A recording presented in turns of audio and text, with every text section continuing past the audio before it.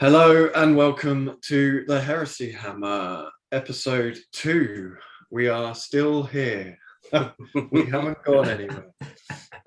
We got a big show for you today, absolutely jam-packed. Obviously talking about Open Day, which we all went to, and various other courses and releases and loads of stuff. So sit down, pin back your ears, and let's go. So first up, my glorious hosts.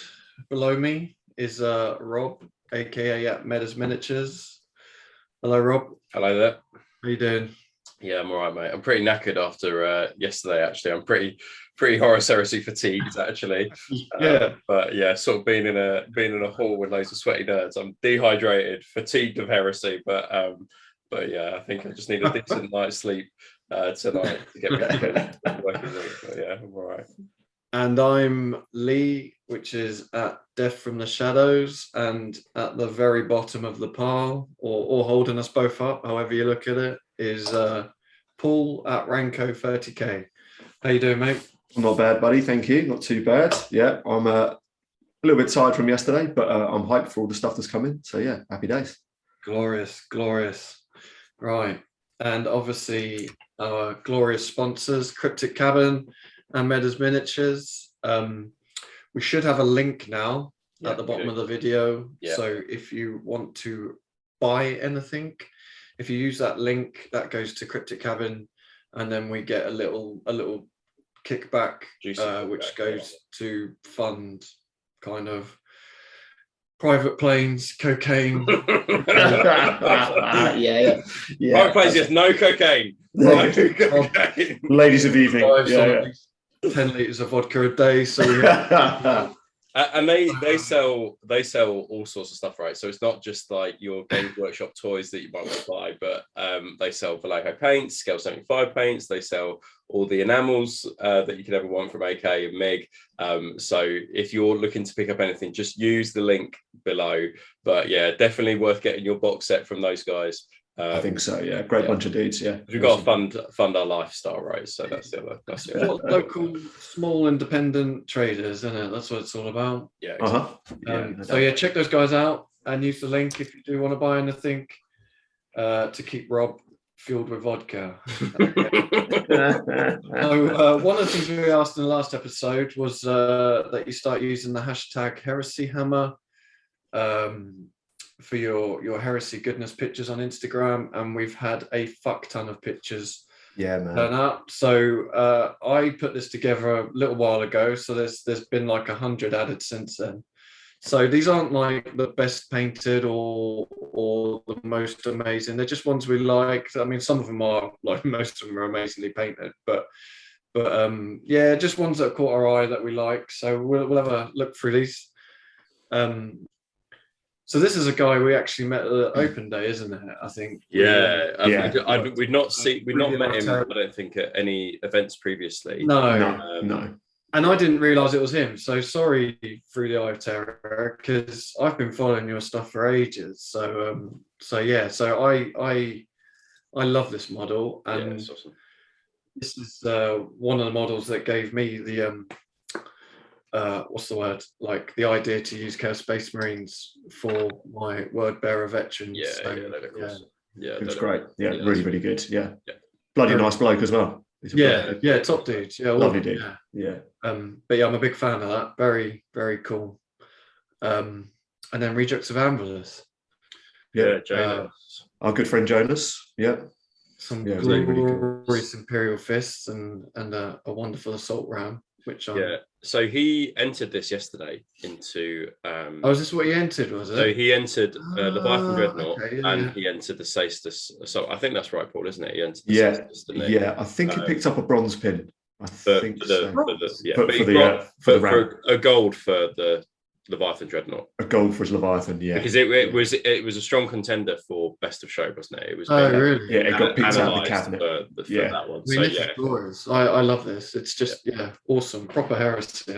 He's done, and then when we went to the event at Cryptic Cabin, the Heresy event, like it was the first time I'd seen his army sort of laid out. Like Paul plays with Jonas quite regularly, but he's done a fair few conversions as well on. He's done a fair few conversions on his Imperial Fists as well, like the tanks in particular. He's done, Right. which all look really awesome. He's a great painter. Yeah, he's fantastic. Really good. Up next, we got apologies if I butcher your names. Atus. Yeah, that's nice, isn't it? Glorious Lorgar. I'm a big fan of this. I want to do Lorgar model at some point. Yeah, that looks awesome. I really like the weathered metallics on this one in particular, and like the thing that I particularly like is that it's not just done. So it's kind of like a brown, very dark brown, rusted, corroded silver he's done on the trim, but he's used some sort of like very light bronze color on the head, and I think that's good just to differentiate the metallics on models. I think adding like sort of 3 different metallics on a model, I think just makes it come to life. I think. Yeah. I love this model as well. I think the Lorgar model is one of the best. I know it's a great model. Yeah, it's really good. Really great. Yeah, they're wrong, but yeah, big fan. And then regular bear bricks, some sexual hazard stripes. Yeah, that's cool. That is really good. I'm a big fan of the Iron Warriors, so anything Iron Warriors is. So I quite respect this. So I wonder whether he's done it with tape or whether he's hand painted those, but I suspect probably hand painted them. But I like how it's wearing away at the so he's obviously using some sort of like worn or chipping effects, or something like that to kind of, and then it looks super realistic. The chest is got the silver coming through. It's a cracking job. I like the sort of rusted bit he's got on top of the backpack. That's really cool. Yeah, that's wicked. The hardest thing I found with choosing this was like, I like that, but then you'd look at their profile and it's like, I like that, I like that, I like that. This I'm a big fan of. Aegis Aquila. If I just say them like I know what I'm saying, people will just presume that it's right. So this is, I think I remember reading that this is like an Istvan Raven Guard force or something like that. Yeah, so it's the Raven Guard laser destroyer, but obviously they're using it's been stolen off the blanked off it, right. Okay. Yeah. So I'm a big fan of that. I quite like that. It's so good. It's really very good. themey. Yeah. And beautifully painted as well. Loads of weathering. It's fantastic. Cool leaves on the base as well on that one. Nice cool, foliage, woodland foliage. Yeah. And then the Vesperian Forge, who, if anyone knows anything about Heresy, is following this guy. Like, he knocks out some absolutely awesome conversions, doesn't he? Yeah, I feel like we haven't seen him for some time, and then he came back with this bad boy and kind of like again sort of like smashed it out of the park. And it was just like, whoa, he's back, baby. Is it the Templar 40k dude? Yeah, it is. Yeah. So I plan on completely ripping this conversion off, basically. Like this is a plan I've got for a Forge Lord for 2.0. So yeah, I'm interested to. So I can recognise. So there's Khan the bloody shoulder pads there. There is it's obviously as you say the Imperial Fist. The Castellan, one of the Castellan Black Templars. Yeah. What's the backpack? Do you know what that is? From? Not a clue, to be honest. Too sure. It's plastic, right? So it's a 40k model. Maybe the Tech Marine, like the Primaris Tech Marine, perhaps. I'm not sure. Yeah, it could be. Yeah, it could be. And then the conversion beamer on the top. Is it the it looks it's too small, I think, to be the Contempt one. So I think it's probably the Linnaean. From the Alpha Legion. Yeah. And then he's got the groin, the groin plates. I think. They're either Death Guard, or the Iron Warriors one. I think they're the Iron Warrior siege drones, aren't they? I think. Yeah. Of course, I don't know where the axe is from though. The actual blade of the axe. I wouldn't be able to tell you what that's from. It's pretty cool. But yeah, I'm totally ripping that off. So it's really cracking effort. Yeah, really good. These 6 miniatures. Yeah. Man himself. John's in it. Yeah, John. Good man. Yeah. I mean, his Iron Warriors army. Did you see it at the weekend though? Yeah. It's fucking awesome. It's amazing. And he smashed it out real quick as well. He did, yeah. I'm a big fan. I love Iron Warriors. So yeah, these are awesome. Really good. Yeah, he's done a great job with those. They look wicked. Absolutely. And ML Minis 198. Yeah, he does a lot of great stuff actually. Some really, really cool stuff, and some great photographs as well. Like really sort of like moody, kind of like atmospheric photographs that he does. Yeah, these are getting awesome. That's a lot of Castellax to have in one list, though. It's like quite a frightening amount of Castellax. But this is proper heresy, like weathered, battered, scary-looking robots in it. I'm a big fan of this. It looks awesome. It looks great, and the grass as well on the base. It's nice little peak heresy. Yeah, because it's like the green just contrasts nicely against the red there. Yeah. It's done great job. Yeah, good job. Another Company of Bitter Iron. Yeah. So he's a great lad. This bloke, like me and Paul are on a WhatsApp group with him, and he drops in some stuff at like episode. He can create some like awesome stuff. Like, really good. His iron hands are fantastic. So good. And again, some awesome atmospheric photography, because lots of his iron hands he takes like in the Zone Mortalis, like kind of like background, and so they look like proper like scenes from like front covers of books and things like that. So they're wicked. The thing I like as well, I've been following him for quite a while, and he's not shy of putting out a tutorial or telling people how he's done it all, which I'm a big fan of, rather than no, I can't tell you because it's a secret. Gets frustrating.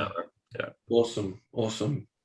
And Diadrin, thought I'd throw in some AT for you, Paul. Thank you very much. Some lovely Krytos Titans. They're so good. And if I was to do AT, this is the Legio I would choose. So happy days. These are great. They're very good. The bases are from Battle Bling. So so these are their new range of bases. I think that these are the ones they've created, because I've got one of them. I think I've got one of them here. They look like the same style, but they sent me this one to paint out. But yeah, they look like the same style. But I have to double check that one. But I think they are. And the Marines on the bottom I think that just really adds like another dimension to it. I think it looks just absolutely awesome. A few dead Marines here and there, and they look brilliant. Really, really good. Yeah. And they're Imperial Fists as well, are they? Yeah, they are, Those dead Marines. Yeah. Oh no, what a shame. Yeah, they look awesome. Amazing. And then who have we got here? New Painter 2. With some glorious Dark Angels. Again, I'm a big fan of this. I struggled with him as well. He's done some tanks that are really cool as well. Yeah. But I put this one up just because it's a cool model. That's really nice. I think that I really like the green accents in the armor, because I think you can read it as black, but the green accents just reminds me. It just reminds me of Caliban. I think that's like I look at it and go, the forests of Caliban. Yeah, definitely. Rather than just get black and grey. Just makes it a bit more interesting, doesn't it? Yeah, absolutely. Awesome job. Yeah, they're awesome. And Warhammer Madness, again, some Iron Warriors. I definitely follow this guy, and I don't think I've seen these, and they are absolutely wicked. They are very nice. He did like 4 of them, but I couldn't fit the whole picture, and I had to kind of, because like 4 is just awesome, isn't it? Some lovely chipping effects on the shields. Looks so. I love Iron Circle anyway. I think they're fantastic. Such wicked models. I really want to know how he painted the skulls at the bottom of the base, because those in particular look, for me, those are the best bit, like the little skulls. They're really well painted as well. I really want to know. We love the skull on the base. So if he's watching this, if he can give us a tutorial at the bottom in the comments. Full detailed tutorial. Step by step, that'd be great. 30-page. That's brilliant. Awesome. Like, again, just top quality hobby. And the cutting board forge. This is, I want to say Andy Kirk. Is that Andy Kirk's? Yeah. And I have to say, like, I think we were talking about this yesterday, weren't we? We were, so we were talking about you behind your back, Andy. We're being nice, I promise. And I was saying that I'm not normally a fan of super bright salamanders, but I absolutely love these. Yeah. And I think we were saying, like, I think it's to do with the contrast. Yeah. So they're bright, but they're not garish. Yeah. And then like the weathering, and I mean, they're just awesome, aren't they? Like, absolute top tier salamanders. Like the whole army. Yeah, he's knocked that almost. It's a lime green. Like looking at it now, it's lime. I think I'd be really interested to know how he painted it, but it looked like it's almost like a fluorescent lime green that he's used at the bottom. But he's weathered it so nicely that it just takes the edge off that green. It's a great work, and I've smoothed down that Sakaran side before, and it's a pain in the backside to make it that smooth. So that is pretty impressive that he's managed to tip the hat to that one to do that. Yeah, it's really good. It was a phenomenal looking army when we saw it at Greetings, and he's won a number of awards. Rightly so, he's won a number of awards for it. Absolutely, because it's amazing. I would get him to paint me a Salamander's Force if I was thus inclined. Like, he's that good. Yeah, I'm a big fan of these. Yeah, awesome. And Top Bloke as well, really nice too. Yeah, it's a nice guy. Yeah. And then Air Onum, I don't know. That's about right. So I've not seen this before, I don't think. Air Onum. No, and this is one of the Tortuga. Is it Tortuga Bay models? Right. Yeah. Right. Okay. Yeah. But yeah, I just love everything about this. Like I'm not normally a fan of dark backgrounds, like, ooh, it's grim dark because you can't see anything. But I love the way the light's just hitting it. It just looks so really moody. It's thematic, really, isn't it? He's like coming out the dark just to murder you and your family. It's fantastic. Just the right amount of blood effects on it as well. Yeah, and on the base as well. And then, so on the sword, but also on the shoulder pauldron as well. Which I think it's really, really nice. Oh yeah, I picked up on that. Yeah, that's cool. And then the pop of color from the eye, I think is good, but it's also just really important to have that just little pop of color, because it just could be, because if you didn't have that, it would just be a bit too dark. But it's great. It's really, really cool. Yeah. Hasn't gone too mad on the plasma glow as well, which is I don't think he's done a plasma glow. I think it's some sort of like alchemy, like tourmaline alchemy. Okay. And then I think that he's used some sort of like corrosion, something like a blue green that he's watered. I think that's what it is. I think it's tourmaline alchemy. It's a pink color. It's fantastic. Awesome. Top work. And there he is. Retrobate. So well, so Ollie won best in show. I don't know if best in show is the right word, but Ollie won best in show with this at the Heresy weekend of this model. This is the one he put in, just one measly infantry model, and he got and it is not bitter. Yeah. I'm not bitter. I'm better.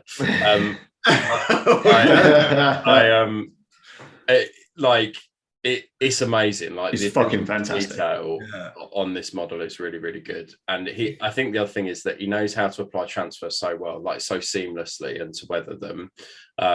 And every panel has been considered really carefully. I think that's the thing about Ollie's work. Like, he's a man. I mean, I think he's a carpenter by trade, so he's clearly a man who good with his hands. has a good like attention to detail. But this model in particular is just like every armor panel has been carefully considered in the way that streaking and weathering is being done. Yeah, I love the red and white look for the World Eaters. It's really cool. Yeah, it's awesome, isn't it? Yeah, if you're not following Ollie, like, go and follow him. Yeah, absolute hobby legend. Yeah, he's a good lad as well. He's a good dude. Happy to share with you, like, that's what I was going to say. Yeah, whatever he's done, like, he's happy to. He's not a hoarder of information, No, not at all. Yeah, absolute gem. Yeah. So enough of that dickhead. And Dawn's Arrow. Yeah, Chris is a hobby legend, right? And he's been in the Instagram game, I think, quite a while. But he's a man with over 20,000 followers. Like, if you're not following him, I don't know how you've missed his work, because it's outstanding. Like, his precision like attention to detail is just nuts. So much so that I actually think this is the best Khan that I've seen. Like of all the ones that I've seen painted, this I think is the best, and I think that I'd agree with that. Most coherent. It's that, and when you see it on the base, because this is the work in progress. Like, this was the whip at the time. Like the base is just as good. The Death Guard model, it's sort of like it should just enter the base into Golden Demon. Like I think it was winning a demon of some kind. It was like the Death Guard. As long as it's not third party. Oh, hang on. He's done a great job. He's really good. And he's such a supportive bloke as well in the community. Like if you're doing something, always share it, right? It's a good bloke. So that's it for Heresy Hammer. It kind of looks like I've picked all the best painted ones, but I really haven't. I was just going through, so please keep using the hashtag Heresy Hammer. It's a cool place to just put all your minis up, and we can have a look and share stuff. We were only going to share like 8 photos, I think, and we just had too many, didn't we? We just have to do more and more and more and more. I couldn't cut it down. So please keep using the hashtag. And then talking about painting, someone we know held a night's painting. Was it weekend? Yeah, weekend. Yeah, it was a weekend. It was a weekend course. 23rd, 24. So tell us about that. So I think that so first thing is that I do some courses on my own, but I also sort of, the best way to describe it is I work as almost like an associate with Miles from Little Legend. So I did this one kind of under the umbrella of Little Legend, this one, and that was great. Like, so you go into courses with a little bit of trepidation. You hope everybody's going to get their money's worth and everybody's going to get something out of it. And with this one, I knew it was an ambitious target for to kind of like try and get in most part, 80 to 90% of a night completed. But often with these things, it's not necessarily about completing the model, it's about the skills to be able to do it, and then you can go home and then finish it off. And then that's often what people do. They're so buzzing after the course, and it's good to get away for a weekend as well. Like one of the lads, Mark, he was saying it's just so nice to come away from a weekend and just saturate yourself in like painting, because often real life gets in the way when you're at home, your kids or even stuff like your phone or whatever, but because the atmosphere is just like, we're just going to paint, phones go away, the paint comes out, and you just saturate yourself in painting. And so we had 6 or 7 guys come along to this course. So actually for such a niche kind of topic, armigers and knights, it was well attended, and it was hosted at Westfield's Junior School, which is a really good venue that we've used previously, and no doubt we'll use more of those in the sort of the coming months as well. Cool. So I did this one under the banner of Miles and Little Legend, and he's got another course coming. Matt's hosting that one, which is a Dreadnoughts one. But I've got one that I'm doing in June, which is just a sort of a masterclass despoiler course about character painting. So if you're interested in coming along to that one, that's in West Sussex, and you can just give us a message or whatever, and we'll get your ticket sorted. But I think we've got some pictures of some of the outcomes on this one, right? Yeah, we have. Yeah. I was just going to ask a couple of questions, really. Yeah, go for it. How does it differ for you teaching, if you're teaching like an infantry class or a vehicle class for like? So that's a really good question. So change anything? So in some like this one, you have to work in more sub assemblies than you would need to work in with, like, say, a Rhino. Like with Rhino, you do have to work in sub assemblies. There's no getting around it, but this is more so because you've got the armor panels and then you've got the skeleton. And actually with this course, you had to deal with the armor panels first, because, and when I approach any project, I always think about the timeline in which you've got to do it and the most efficient things, because you need to be, there can be no dead time in the commissioned painter's timetable. You can't be waiting 4 hours for the transfers or oils to do their thing and just sort of be twiddling your thumb. So you need to be constantly doing things and waiting for things to dry. So that's a really important one. So we applied that to this course really, which was actually, we needed to do the panels first, which feels like a backward way to do it. Often you're kind of like, right, I'll start with the skeleton, the base of it, and then I'll move to it. But actually, because we were on a time constraint, we did all the panels first. We painted those up, and then we did the transfers. And because there's quite a lot of curved surfaces on the knight, particularly around the shoulder pads and things like that, you need the transfers to adhere to the shoulder pads. So we almost like, right, okay, so once we put the transfers down, we leave that. That took us a morning to do, get that out of the way and done with. Then we were able, while they were doing their thing, we couldn't do any more on those. So then we were like, right, well, let's do the skeleton now. Painted up the skeleton. Right, now we've done the skeleton, it's now time to weather those panels, and then from there it was just, the next day was really on the home straight in terms of the trim and things like that. But I think that's really important with these courses. When I host them, I hope that people see the workflow about trying to approach a project, because Matt, for example, he walked away early on Sunday because he had to get back home. He walked away with a finished night, right? It was done. Like, he painted a night in less than a weekend. And I think that he was able to see the workflow from that process as well. Cool. Yeah, I find it interesting hearing other people talk about how they do stuff. Yeah.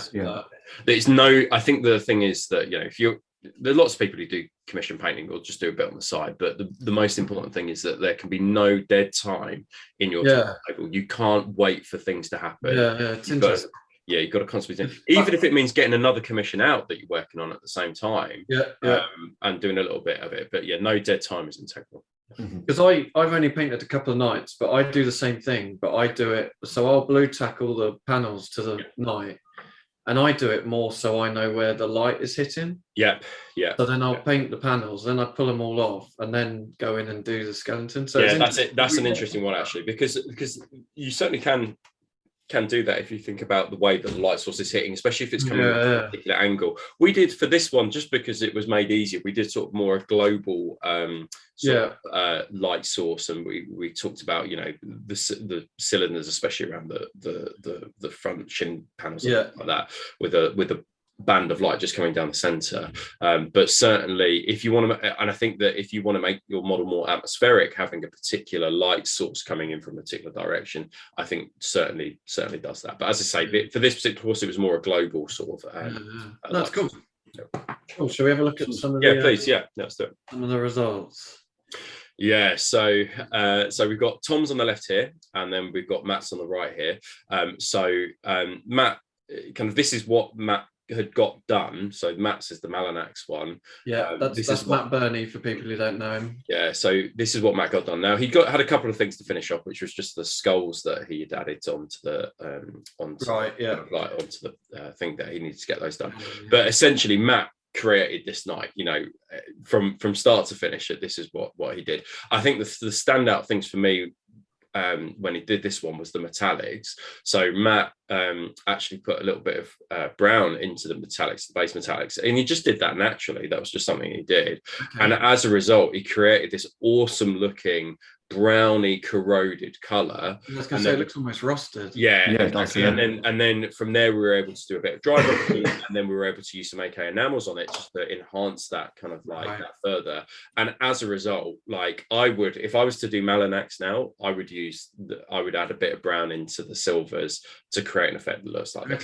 So Matt's teaching you. I actually picked that up from Matt, and actually I would do that. But he did an amazing job. And then he's used unusually some blue accents within it because it links to his own Mechanicum force. So he's like, I'm going to use a little bit of blue here. On the left, it looks awesome. He did a great job. On the left here we have Tom's work. So I met Tom painting course. He actually organised it initially, the one I did at Burgess Hill, and he's a good lad actually. And he wanted to learn how to do the Sons of Horus scheme that I use. So he basically used the armiger as an excuse to kind of like work on his Sons of Horus, and he even brought a few models along with him and did a few extra bits like javelin and things like that. And while he was doing stuff, so he was doing multiple things as well. And that was a good opportunity to have a look at basing as well. So we did some sort of like moss basing. It was a third-party base that he got, but I showed him how to use kind of like moss effects on the base as well. And again, he walked away with this, and it looks really striking. My missus actually said, "Is that the model that you like showed people on?" I was like, that's somebody else's model, that one. She was like, that's exactly what I want. Like it's insanely good. Like the colours are immense. Like he's done an absolutely awesome job there. Yeah, absolutely. And I think that like, because I brought the light box along with me and the DSLR as well, so I think that these lads were quite happy to have like relatively professional looking photos like by the end of it, and on a white background it always looks so striking as well. I think we got a couple more. Here we go. So we've got Sam's on the left here, and then we've got Gareth on the right. Cool. So 2 armigers. So Sam is a fantastic painter. Like, he's really, really good. He's called the Closet Hobbyist, and he did Raptors. He brought along his Raptors Leviathan, and we finished off his base for him. That was great. Like, he did some amazing stuff with it. But he did this Veroni armiger that he wants to kind of expand the Night House. He created something that looked absolutely awesome, and quite a lot of the lads did a lot of clears actually, which was really interesting. Like they used either the Tamiya clears or the Games Workshop clears. So most of them were doing some sort of clear scheme. So I demonstrated with the Knight that was clear. I guess with Knights you can you don't have to stick to the Legion colours, do you? No. You can be way more creative. Absolutely. Yeah. And I think that was the benefit of this particular course, which was that, you had, lots of people did Veroni. I think 3 people did Veroni, but, you had some unusual things like the Sons of Horus one, it was just a different looking scheme. Yeah. And then we've got Gareth's one here. I want to say House Hawkshroud, but I don't think that's it. It's because Hawkshroud is just kind of yellow and black and white. But it's kind of I remember him telling me about it. But again, he did a great job with this one. And the metallics were a really interesting challenge, because we were trying to look at the artwork and then kind of do some color matching with it. And we used some amber alchemy, which was a really cool, interesting pale gold almost that kind of matched the artwork quite well. But again, he did a great job, and then he created that base. Like, do you know what I mean? Like, it's absolutely so good, right? Like, I demonstrated on Sam's base, and then Gareth went away and did that. Like that, he did, and he did that within 20 minutes after watching what I'd done with Sam's base. And it's just like, you could put a piece of paper between that and what I would do, right? Like, there's no difference between the basing in terms of what he's done and what I would do. And I have to say as well, like, if people are wondering, I haven't picked the 4 best Knights. No. These are literally, these were the first 4 pictures. I think, I can't remember where I got them from, but these were literally the first 4 pictures I saw, and I copied them and put them on here. Like literally the whole standard of stuff I've seen produced from that weekend is exactly the same as these. Everyone did so good, right? I still need to share a few bits and pieces on Instagram, like, and I've got like Gareth to share and a couple of others as well. But like Mark brought along an Adeptus Titanicus War Master, right? And it was just like, it was just painting like a machine. Like, it was just, he did it. And again, what thing he created was great. So make sure you come to the course. If you're thinking about doing it, just don't think about it, just come, because your standard of painting will improve. And it's great just to have a weekend away and ask questions about painting and be with guys about painting. Like, I learned something as well, like from Matt while I was on that course, right? So get yourself on it, right? Every day's a learning day. Exactly. Yeah, I don't want to sound too wanky, Rob, but the results from this course must have been like a nice mate, absolutely. These guys have absolutely smashed it. Like from the photos that you sent me.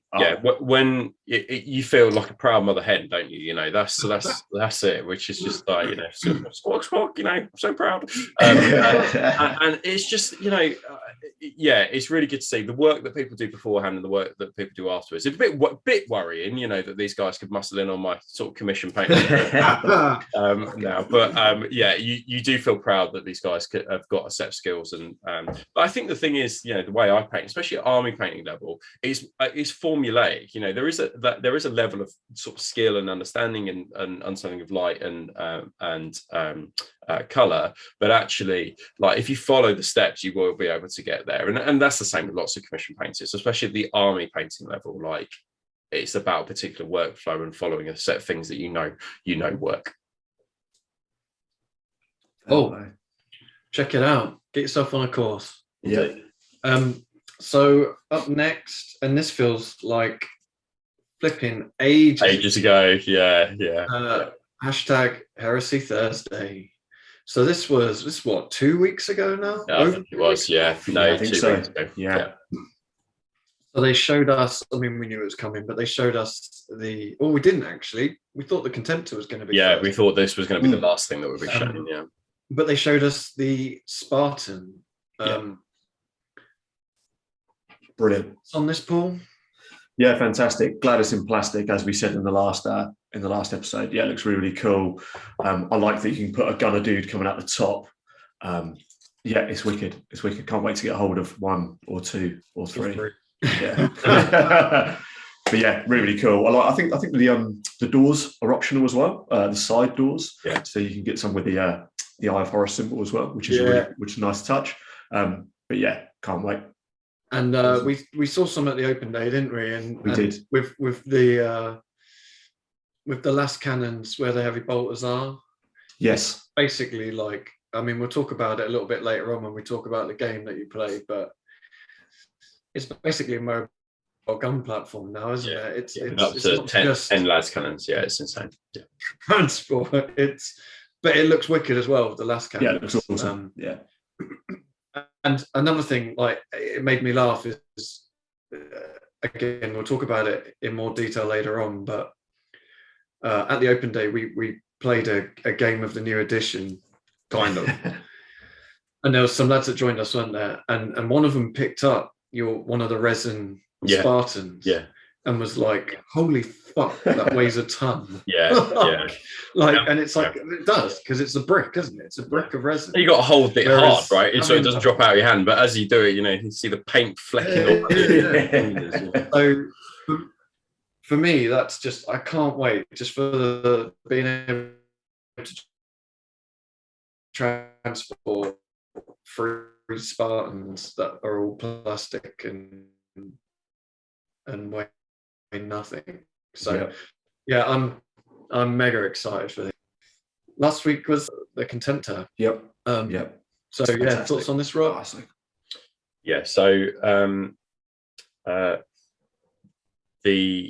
This was amazing.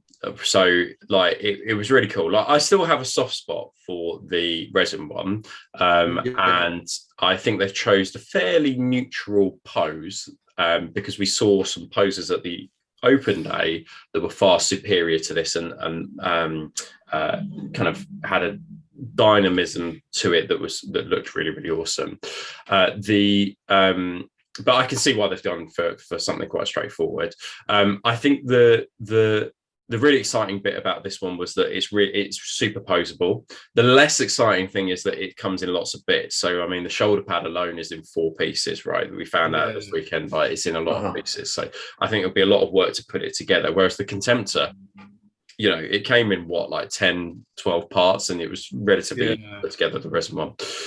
But I think that for me, the biggest change about this is around the weapons. So the quality on the weapons was particularly variable when you bought them in resin, and that was it? It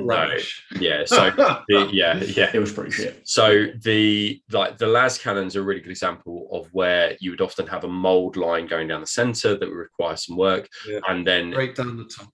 Yeah, right down the turret. But the auto cannon in particular, that because of the way that kind of like almost like the middle, you can see on there the middle part with the sort of like ribbed for the Contemptor's pleasure. That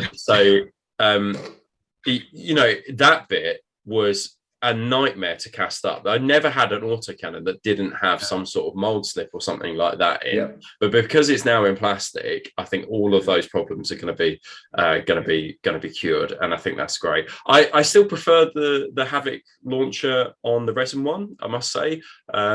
But I'm not a huge fan of this particular version of it. But I think that it's a great looking model, and the other great thing about this is that there's no purity seals, no Aquillas, which means that it's a blank canvas for you to use some of the amazing transfer sheets that we've got from Forgeron. Because that was one thing that people were commenting on, wasn't it? Of like, oh, it doesn't have any of the bits, and it's like, yeah, but if you had more than one, you had to scrape it all off. Yeah. You know, like with the resin one, the plain resin one, it had all the I don't know what you call them, like the purity seals, like the purity seals. A couple of seals on one side, so you had to scrape them all off, otherwise they just looked like a carbon copy.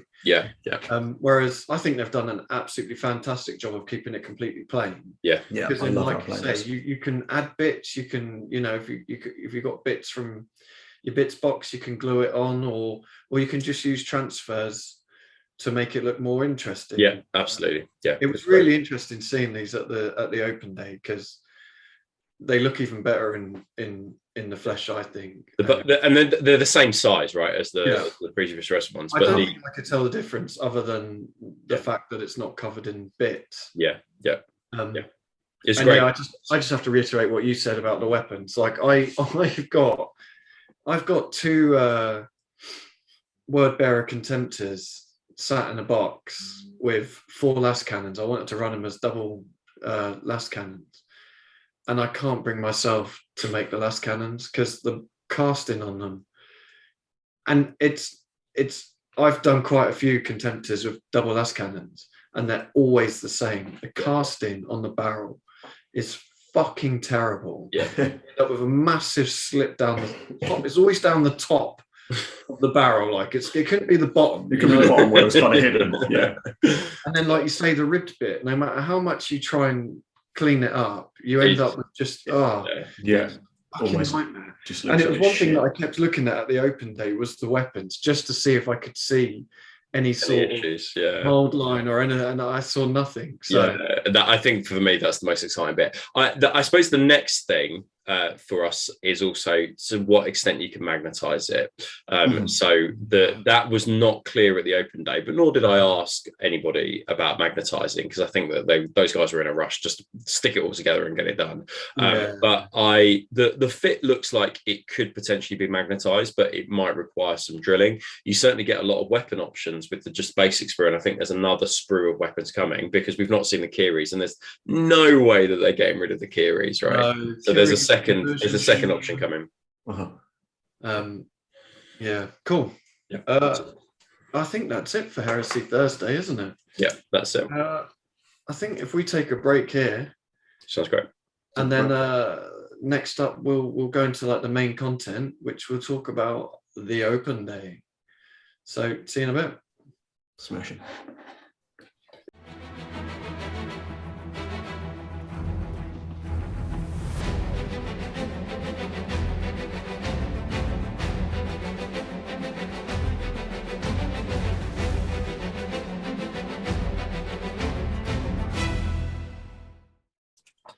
Right, welcome back, Heresy fans. So this will be the main section now. We're going to talk about the open day, which was yesterday, Saturday the 7th. All 3 of us headed up there. It's an interesting one, isn't it? Because obviously they released a little while ago that they were doing Warhammer Fest online, which is something they've done during lockdown. But I think this is the first time ever where Heresy has been like the headliner. You know, it was all leading up to the Heresy on the Saturday, wasn't it? Yeah. Which I mean, the entire month was leading up to the. It was. But normally, like 40K or Age of Sigmar is the big kind of the headliner, really, isn't it? So it was good for the Heresy. And they've been building up the hype. So we were pretty hyped. We were very hyped. And then I think we need to talk about it. The day before, on the Friday, everything that we were going to see was leaked. One of the influencers decided that they were going to share some pictures, being all influency like. Within seconds, right? It had gone. It was thermal, and it'd gone over the world. If you spend any time on your phone between 11 and 5, you would have seen everything that was dropped. Saw the pictures. I had sort of in WhatsApp groups. There were like 3 different WhatsApp groups that were pinging stuff to me all at the same time. It was going mad. It was going your eyeballs off the hook. Like of the overall event that really took some shine off of the Saturday.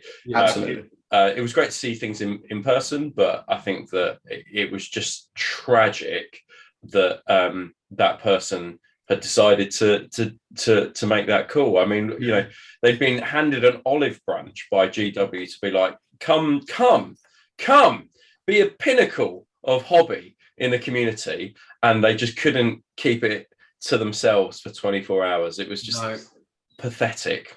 You know who you are, then you're go home, rethink your life, have a word with yourself. And it did. Like, you know, joking aside, like I've been to Heresy weekenders, I've been to Heresy days, and you get that kind of what they're going to show, you know, and you're talking about it going down there. Oh, what do you think we're going to get? Do you think they're going to show a plastic Leviathan? Do you think we might see this, we might see that? And then you walk in there and you're like, fuck yeah, it's that, and all of that, but then don't do it. You know what I mean? It's so simple. It's just like, that thing you want to do, just don't do it. Yeah, it's just so simple. See a large red button that says don't press it. Don't press it. Don't press it. Yeah, it's as simple as. So we drove down there yesterday morning, or up there. I will say though that it kind of, what GW often do in these kinds of circumstances when things are being leaked is that they often will go, okay, we do have something else up our sleeves, so therefore we're going to bring this out of the bag.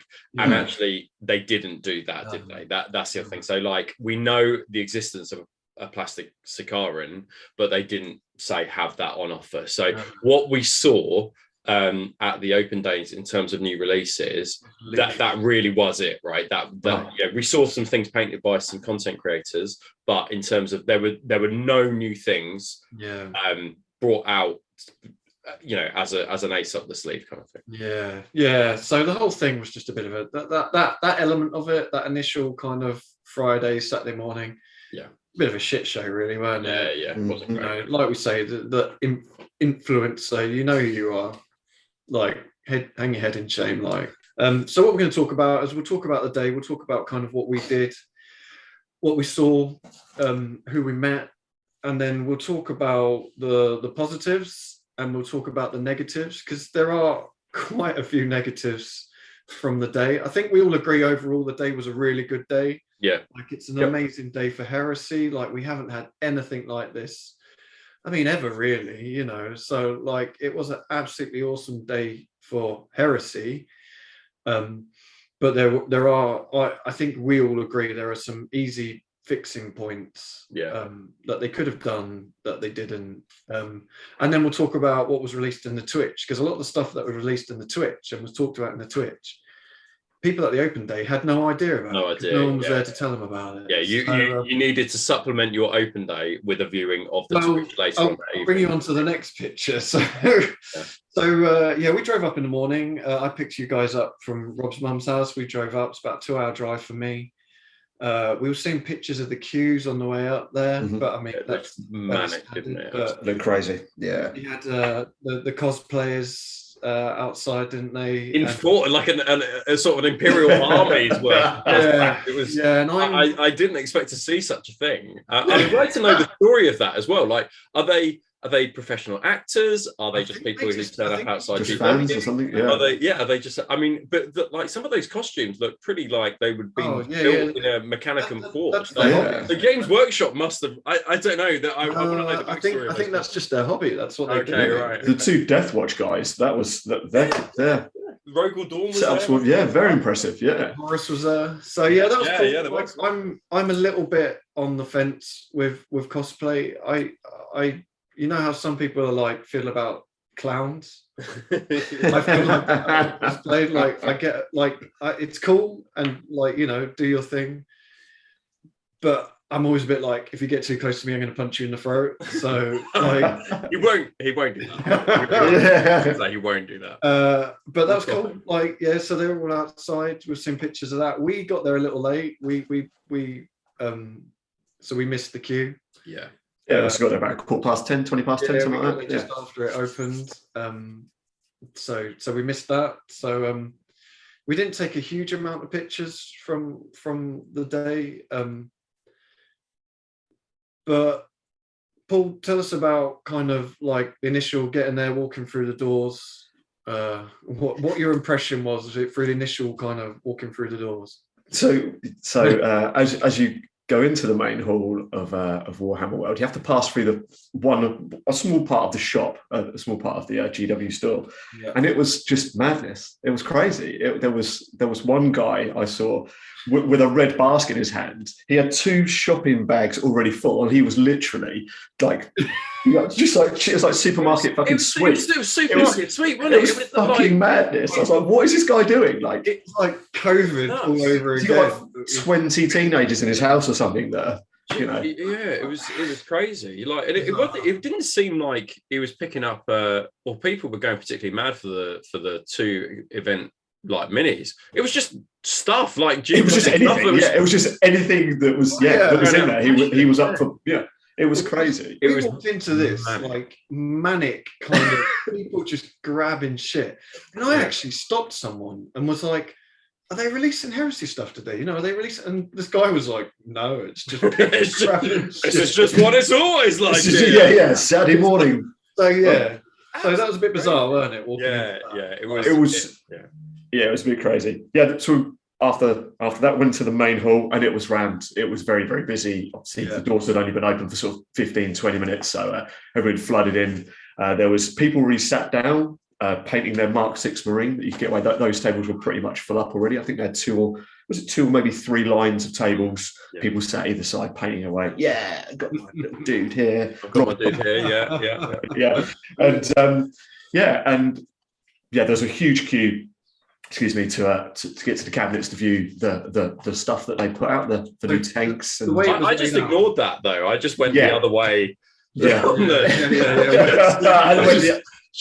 didn't realise quite what I was doing. You had kind of the painting tables took up the main kind of bulk of the middle of the hall, didn't it? Then you had like a gaming area next to that, which you can kind of see in the picture on the left, the gaming area, and then behind that they had the painting competition, didn't they? Where they were setting up the cabinet for the painting competition. Yeah. And then if you look at that picture, to the left of that was the actual cabinets with the new miniatures in, wasn't it? Yeah. That was the main gaming hall. Yeah. And I think we sort of stood around for a little bit. Rob was off flirting with other people, just sort of chatting up nerds. And I think me and you, Lee, we were watching the Twitch stream for 5 or 10 minutes, and I think they were bringing out the special weapons, wasn't it? Because we could physically get to the cabinets because it was just full of nerds like frothing at the mouth that you physically couldn't get to the cabinets. Mm-hmm. And the only other thing there was to do in the hall was to either play a game, paint a miniature, or watch the Twitch stream. So we kind of had this like bizarre. I've just driven 2 hours to stand in a hall full of sweaty nerds watching a Twitch stream with no sound because they didn't have. There's no like speaker setups. You couldn't hear what they were saying or talking about. It was a bit surreal, but we kind of gave up on the cabinets, didn't we? At that point? So I think we chatted to a few people. I think we chatted to Tonka and a couple of other friends. Bumping into people, and then you guys put stuff in for the painting competition, didn't you? Yeah. So it's the first time I'd entered any sort of GW painting comp, apart from Armies on Parade a few years back. It's all very formal, you know. It's just kind of Right. like, you know, they give you a form to fill in with like a disclaimer. I don't know what the disclaimer says at all. You know, it could be like, No, I didn't read any of it. if we smash up your models, it's not our Yeah. problem. You know, I'm sure it says something along those lines. But I think it's mainly around photos, which is if they take photos, the photos belong to them essentially. So yeah, put them in, and the cabinets were quickly getting filled up. You know, I think there were sort of, you know, 3 or 4 big cabinets, and by the end of the sort of like 1 o'clock that day, they were pretty full.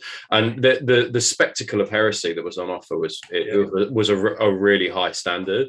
Absolutely. And I think that it was of a particularly high standard. I mean, you had people like Sidovi's like enter, right, and he was a Golden Demon winning like dude, and the guy who won the showcase, not the showcase, like the best in show, Craig Pickup. He's also a Golden Demon winning dude. So like the field was pretty tough. There was no bad minis, was there? Because I hate to say it, but sometimes you look at these painting comps and you look at 1 or 2 of them and you're like, I love your energy, I love your effort, but that doesn't stand a chance. Yeah, but like there wasn't one. No, I mean, you were quite far back, like the initial, like after they had the barriers, but like, so it's quite hard to see. But eventually, you were able to see them. But no, and there were some really cool conversions, and because it was just like a bronze, silver, gold. But a couple of people got, you know, a few people got gold, a few people got silver, a few people got bronze. It just, if it got a pin, if it deserved a pin, basically. But there was dioramas, there was AT, there was units, there was no categories, was there? It was just nothing No, like no that. categories. So it was pretty cool, and the guys were really friendly. Actually, they were like, "Oh, good luck," you know, whatever. They were really friendly. So that was quite a nice experience. But I must echo the point when we turned up, which was that you almost had an anticlimax of kind of like what, kind of almost like what to be doing, and the question marks around, is this it, when you turned up, because there was nothing formal about what was taking place. It was, what you get was this initial frantic kind of supermarket. It really felt like supermarket sweep, but just with 100 rather than like 2. And then you kind of like, okay, well, you know, once I get past, you know, the mobs of like White Walkers trying to buy stuff, you know, but I'm expecting to see some tables and things like that. Now, in essence, like, it sounds quite cool that you got a model to paint and then you can play, but you were expecting something more formal in the sense that perhaps there would be sort of people showing off the book or things like that. But that was much into the negatives, because that was non-existent. So actually, you turned up, and unless you could see the cabinets, there wasn't actually too much to kind of like do apart from go and have a game, basically. Yeah, no, and I agree. Yeah, like, again, we'll talk about the negatives later on, and I don't want to sound too negative because it was a good day. Like, we had a great time. We met loads of cool dudes, new and veterans. You know, it was good. But that initial kind of 15 to 20 minutes, if I'd been on my own, I'd have struggled. Like, it was just a mob of people, like, just fucking buying shit. I don't know what they're buying, but whatever. And partially that's probably because we turned up a little late. Yeah. So everyone's kind of gone in, and we've come in at the back end of that one. So yeah, we kind of walked into it, and it was just, I guess it's just that initial 500 nerds have gone storming into Warhammer World. It just kind of felt a bit disjointed, I suppose. So from there, well, in terms of the content creators, though, what I will say is that GW had sort of, as soon as we approached and came in, there was a board on the left hand side, and I kind of went over to this board thinking, this is going to be an itinerary of the almost like a timetable of the day, and I sort of filled with hope in regards to actually, oh man, like, they've actually organized a timetable. It looks like there's going to be seminars, and what a foolish boob that I was, because actually, as you walked closer to this board, it was essentially an itinerary for content creators about particular times that they would be sort of setting up camp at these three, like a meet and greet, these 3 tables, right? And basically it was kind of it was it wasn't clear what it was really. They would just sit down and presumably that you could go and ask some questions if you wanted to. I mean, we'll talk about the issues with that later on, but what that board needed was above it saying, today we've got a range of people from across social media come to kind of promote Horus Heresy and our new line, right? It needed a tagline. They would really like to speak with you and discuss your Horus Heresy projects you're currently working on. If you want to get any tips of advice about painting, please feel free to go see them. But that essentially you had to infer that was what was on offer, and they made I personally, I think a catastrophic error not having a spiel above it saying the people from social media really would love to come and speak to you today, because then you've got basically GW's okay to go up to these people and speak to them. Now, loads of them were really friendly. Like Lee is right, people were making videos, but actually lots of them were quite, many of them were quite friendly and wanted to have a chat, and we're quite excited to speak to people. But it is not within a human nature, but particularly nerd nature, just to go up and start speaking to Angel Doradus, for example, right? I definitely was a bit scared to go speak to him. I definitely wanted to, but I was a bit like, the way that it was set up, I'm sure we'll discuss a little bit later. The way that it was set up, I don't think provided enough of a hook to be able to do that. And the other thing is, lots of these guys I just didn't know, like as if I didn't have any building, like I didn't have any bridges to connect with these guys on a personal level, because I actually didn't know many of them at all. Like I knew a couple, and I spoke to people that I did know or hadn't met or knew off social media. But man alive, lots of them I wouldn't have even been able to make a connection with, because I just simply think. And it's interesting you say that, because we were talking about one chap and someone mentioned him, and I was like, oh, I thought he worked here, because but it was one of them. Was it you, Paul, who said, oh yeah, that's so and so rather? And I was like, oh, I just thought he worked here. They've all been given lanyards, haven't they? Yeah, that was right. Yeah. So some of them, I just presumed they worked there. And so anyway, we'll come to that bit in a bit. But what did we decide to do after we found a hall with not a lot to do? We'd kind of given up on the hall at that point, hadn't we? So we were like, and again, it wasn't that clear, but you had the table set up for gaming in there, and they were all taken. And then you had Bugman's, and then if anyone's ever been to Warhammer World, at the back of Bugman's, you've got the canteen. It's like the Games Workshop cafeteria. And what they do at events is they close that, and then they set it up for events. And I presumed they'd put something in there. And then someone told us they'd set up more gaming tables at the back there. So it wasn't particularly clearly marked out, but someone told us, and you'd have found it there were a few signs, weren't there? Yeah. There were a few signs, but you did kind of have to walk through, like, past a set of stairs. If you weren't sure, you probably wouldn't have kept walking that way. It was. So anyways, we ended up at the back, and you can see the game on the right. Sorry, my neighbour's just started his moped, which is really we can't hear it. It's all right. No, I can't. It's not picking up. So we went through the back there to play a game of the new edition, didn't we? You both brought your armies. Rob's Imperial Fist and Paul's Thousand Suns. So they had the rules. You can kind of see in the picture, like, little bits of rules written out on like handout sheets. And I think that is, and I would say little bits of rules is probably the best way to what we hadn't seen when we went into the main hall that we'd been in previously, and actually you can see one of the Games Workshop staff in the picture on the left hand side. There were a couple, not every table had a Games Workshop employee. There were a couple of employees basically hosting the game with rule books, the official rule book, tightly held in their hand, and they you could not wrestle that rule book out of their hands for love nor money. That was really their kind of Bible to be able to help you and support you to be able to play this game. But that was, you know, you were kind of like, oh man, actually this looks quite serious, right? We're going to maybe have each table is going to have a person and they're going to host it. It wasn't like that really. There was probably about 3 rule books floating around, and I mean, when we tried to look for one earlier, we couldn't find one. The back room had no rule books, right? So what we were left with were the photocopied kind of sheets of the relevant rule book pages that GW thought we might need to be able to play.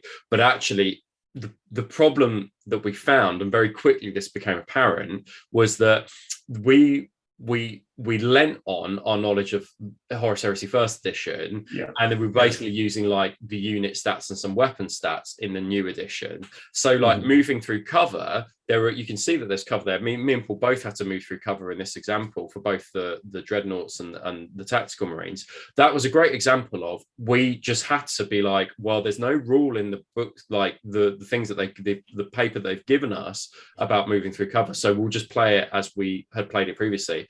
And you can see there, like, we were constantly having to ask people around us, be like, I'm not really sure what this does. What should we do in order to kind of like to make the game? So I think that if I'm honest, we didn't really play Heresy 2.0. We played Heresy 1.0 with reactions and a few new stats for weapon options. And the idea that we were given the opportunity to play 2.0, I think, is a bit of a fallacy, really. I think that's not what occurred, because you needed the rule book to be able to play it, and that just wasn't on offer. And I think it's interesting, because I went to the open day for Warhammer 40,000 when they first released 8th edition, so it's a whole brand new game. And what they did there, I think it was, I can't remember where it was, maybe Birmingham. And what they did there is they had a similar setup, smaller tables, because it was a smaller game, but they had a similar setup with tables, and every single table had a member of staff with the rule book. So you could actually play a game. Yeah. Whereas here, you can't quite see in these pictures, but there must have been, like 15 odd tables set up. Yeah. And there was like two or three members of staff walking around. Yeah. And actually, at one point, we didn't even bother asking them, because we knew they wouldn't know the answer about rules. Yeah. They were perfectly nice, weren't they? They were really nice. And they were really accommodating. But it was just like, we need to ask this very specific piece of information about an obscure rule within the Horus Heresy rule book and the new one. Is it even worth taking our chances asking them? And we were like, there is no rule book to be seen in this hall. So I think it's... Like you say, you ended up playing a game which was essentially first edition, using some of the little bits from... Absolutely, yeah. With that being said, like... Should we talk about tell us about the game? Like, what were your thoughts, Paul? Like, what did you think to the bits that you could play? So we tried to include a few of the new reactions in the I don't know if you can see in one of the pictures on the left-hand picture, just in front of on my left-hand side. I don't know what I'm doing in that photo, but there's a sort of black and white pamphlet, and that was a just like a quick summary guide. And in there, they had some of the core reactions. So from what I can remember off the top of my head, there was 2 core reactions for each phase. So obviously 2 in the movement, 2 in the shooting, 2 in the assault. And Rob and I tried to incorporate sort of a couple of those each time in each of our turns, to try and just get a feel of it. They were kind of cool. I think there was a withdraw reaction that I played where you could just sort of move back. I think it's your initiative. 6 inches, initiative value, or 6 inches if you're in a vehicle. This seemed pretty cool, but we were just like you said earlier, Lee. We were kind of just playing version 1 with a couple of little sprinkles of version 2. So Which was a shame, weren't it? Really, because you were kind of hoping that you could get balls deep. You know, it was like, okay, we can't quite see the minis at the minute. I'm not interested in painting a model. Let's go play the game. It's kind of like, but it just kind of felt like you're not really playing the game. You're just kind of pretending. And the other thing is about it was that the bits that were given to us in terms of the unit profile. So obviously Dreads has gone through a really really serious change, which is that they're essentially the old monstrous creatures, which is that they've got wounds and a toughness value and a save now and an invuln save. So that was cool to see, because like contenders themselves are really rock solid. They're really, really strong now. But what we were told, just bring along a contemptor, bring along a land raider or spy, bring along 20 marines, and bring along a consul or whatever. But the contemptors didn't have all of the unit profiles in, so it didn't give you necessarily the unit profile for a Kyrie's, or it wasn't an option on the dreadnought. And it's this is going to be an option, but you've purposely redacted it to kind of not show us. And it was really bizarre what they had redacted within the rule set that they'd given you.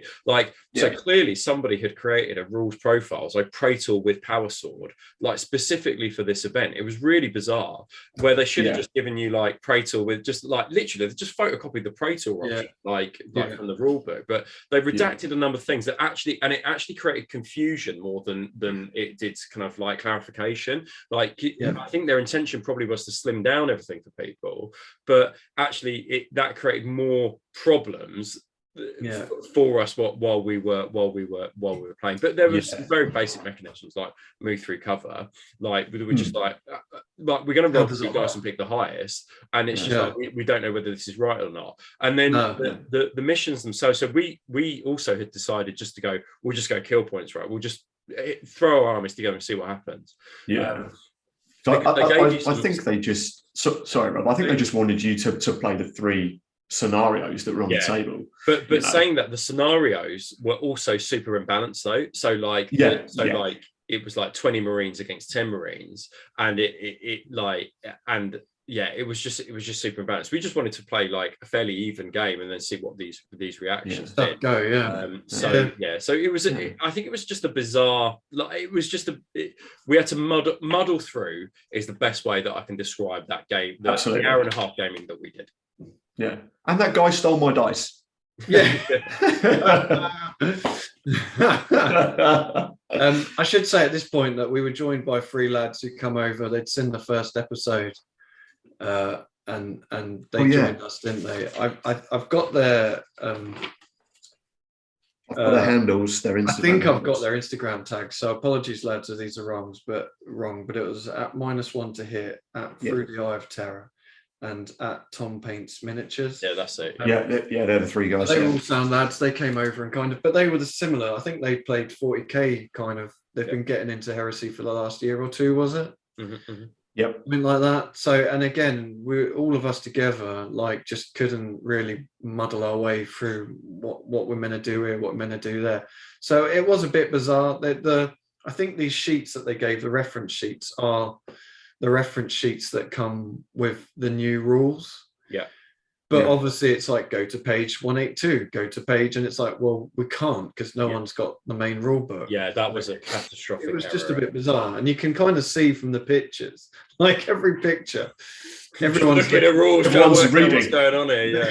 That's it. It's not everyone's trying to oh my god, quick, look at the rules. Everyone's literally what the fuck are we doing? It's just paperwork in front of them. What I will say for so obviously reactions are the biggest changes from 1.0, and I think that it certainly felt that your opponent would stay engaged throughout your turn, right? So it just meant that your opponent didn't have to wait half an hour for you to do stuff and throw some saves. They could think tactically about what they were going to do next. So that I think is a real positive with the reactions.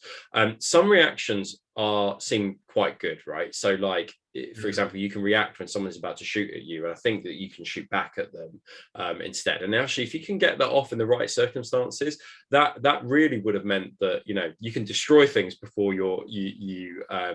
before you get destroyed. And I think that is that seems quite cool. But it certainly showed me that the more reactions that you're able to play per phase, the stronger you'll be in the position for your next turn. And I think that any armies that can either manipulate the order of reactions, any armies that can get additional reactions, or any commanders that can unlock additional reactions per phase are really gonna they're going to be really beneficial. So I think that if you're somebody who played 1.0 and you just kind of think, oh, this reaction thing, I'll just play normal Heresy, but you know, throw in a few reactions here and there. It is a really fundamental part of the game now that you will have to take on board moving and think about every single turn. And part of your army design as well. We were talking about this, weren't we? You know, if you've got like an assault army, you're probably, I mean, we haven't really seen all the reactions, but you're probably going to want more reactions in like the assault phase, or you know, if your army is shooting, then you're probably going to want more reactions in the shooting phase. So yeah, it looks like it's going to have a real impact, not just on the game, but on the kind of list building and warlord traits and whatnot. Yeah, which is interesting. And another thing I found interesting was we tried some different weapons out, didn't we? So you ran your Dreadnought Rob with Gravis melter cannon, I think, because I couldn't run it with the Kiris because I wasn't told what the rules were for that or whatever. And that was pretty effective at blowing up tank. The melter was insane, like, because you so I think that again with Armorbane and melter, the melter rule, because we couldn't see the actual rule itself, we basically like that, and that was the main problem, right? So if you took a melter and it has Armorbane melter, you need to know what Armorbane melter does. Well, we didn't, because we didn't have the rule book to look what those two rules did. So we just kind of, even when we fired against the Contemptor, we were just kind of like, okay, well, we'll add 2d6 to it. Well, the strength of the toughness of Contemptor is 7. And then a melter can, you know, strength 8, but and add 2 dice. You can get to 14 pretty easy. So basically, you're then getting to an instant death threshold for it, and then that means that Contemptors are losing D3 wounds. And then what happened is that, you know, you fired 2 melter shots at Paul's Contemptor, and then it kind of just, it died, right? It was really powerful. The melter was really powerful. But again, we played Armorbane melter as if it just added 2, you know, 2d6. But actually, like, it might just be that it only works against vehicles. But again, we were left in, like, there were so many question marks about what we did because we didn't have the rule book, right? So and the last cannons on the Spartan, like eight last cannon array shots or whatever it was. That's insane now. Like the you know, losing twin linked isn't so good, you know, especially if you're rolling 1s and 2s, like, and you have a habit like Paul to roll 1s and 2s quite a lot. But like, basically, if you then add another 2 las cannons and it's sort of like in the whole mounted bit, you've got 10 las cannons, and they're super good. Like, they're strength 9 AP 2, so, and that's 10 of them on one transport. It's nuts. Like, it's so good now. And I find it interesting because even though we weren't really playing the game, we were kind of seeing little bits, and it still got me quite excited. It got my little brain thinking about because I love the multi-melters, the Gravis melter cannon. On the Contemptors, and no one ever ran them because why would you? They're shit. They were just rubbish. In this edition, like, armored ceramite means melter's pointless, and so that made me quite excited. Even though it was a bit of a like, what are we really doing here? No, you know, we're just playing first edition with a few extra rules. Like, it was still cool. It was cool to see some of the rules and actually have a bit of a game, and even though we weren't entirely sure if we were doing it all right. The other big thing was around Chain Fist. So Chain Fist in their stat line, so it's now no longer double the strength of the user. They're now just flat strength 10 AP 2, and like and as a result of that, and I think they have Armorbane as well. I think that's right. That's correct, and as a result, like, Chain Fists are that, like, the fact that they're just strength 10 is just insane. But again, because we only had like a photocopied redacted version, you actually just kind of like, well, is this going to be the case? Is this a misprint, typo? Don't know. Because strength 10 seems absolutely bonkers. It is madness.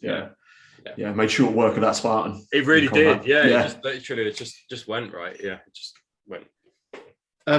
So we played that. We were there for about an hour and a half, weren't we? I was absolutely starving by that point. So we managed to claim a table in Bugman's, because Bugman's was absolutely rammed, wasn't it? It was crazy. It was very busy. full of influencers hiding from people. But Yeah. Shout out to Wesley who gave us his table. Yeah. So we were kindly given the table, and you two went up and ordered your food. Rob was meant to order my food. He came back to the table, sat down with his drink, and I was like, "Oh, did you not get me a drink?" And he went, "No, I didn't order you anything." Whoopsie daisies. Went back. Hold on a minute. And actually, your food came before Paul's, like just that. Yeah. As well, right? And we were joined there by BB Miniatures. Brennan.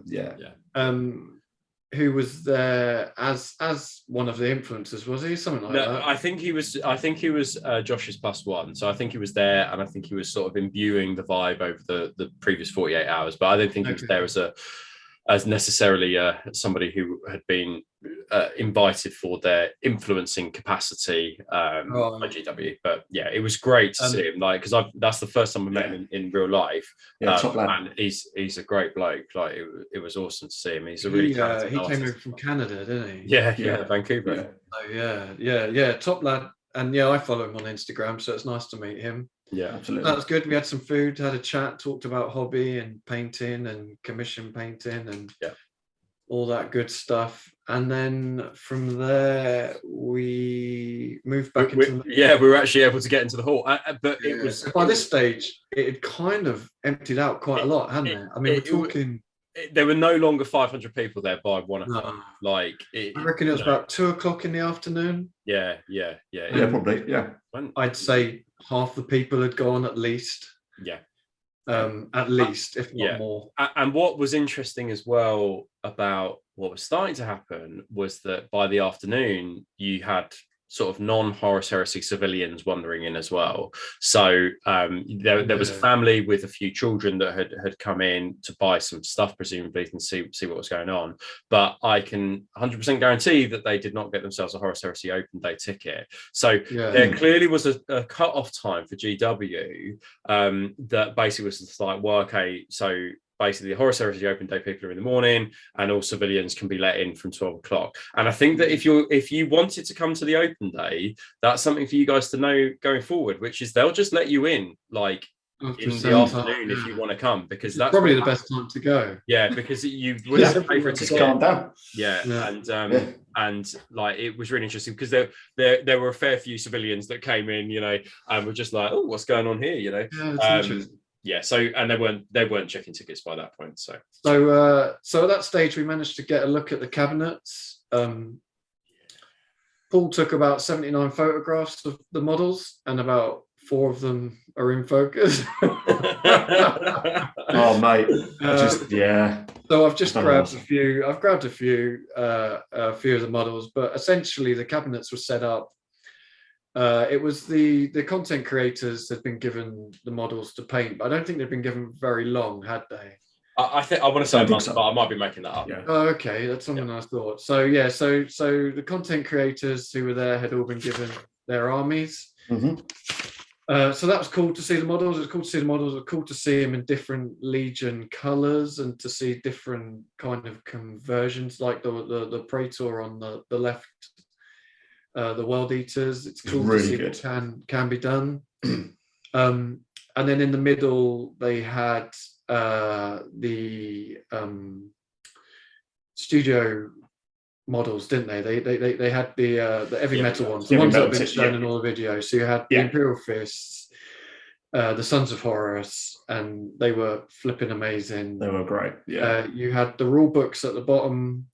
And then you had some of the new stuff, the Kratos, a couple of rhinos. And some of the support weapons and bits that are coming. What were your thoughts on the cabinets, Paul? Yeah, really, really good. Yeah, it was good to see the influences of painting them up in all the different legions. It was good to see. I think everybody there was represented -2. I don't know, no Knights Lords or any Alpha Legion. 2 of the best legions in my opinion. But yeah, it was good to see what the Mark 6 looked like, especially sort of like in the World Eaters scheme, as that might be something that I'm going to be doing going forward. Yeah, Yeah. they're really good. Yeah. Some of them were really great. Some of them really great. Yeah, the World Eaters one and the Sons of Horus really stood out for me. It's nice to see They worked people as well, using didn't they? The World Eaters, because some people were like, oh, Mark 6 World Eaters, but I mean, you can see there they work. Yeah, definitely. Head the head swap looks brilliant. Yeah. Really cool. The Sons of Horus on the right, like a simple head swap, really sets them off. Like, yeah. I think we got some more. That's the studio, and I have to say this photo doesn't do them justice. And we've got Warlord painting Thousand Suns, which were just flipping awesome, and also a close up on the last cannon. And look at that last cannon. No issues with that bad boy. Yeah, I mean, it's amazing. That there just fills me with joy, absolute joy, not having to fuck around with risen last cannons. It's nice to see a nice sort of pose with like quite a bit of movement in it as well. And these do show how posable they are. Yeah. The head's nicely turned. It looks great. I can't wait to get my hands on one. Really, really cool. What were your thoughts, Rob, on the display cabinets?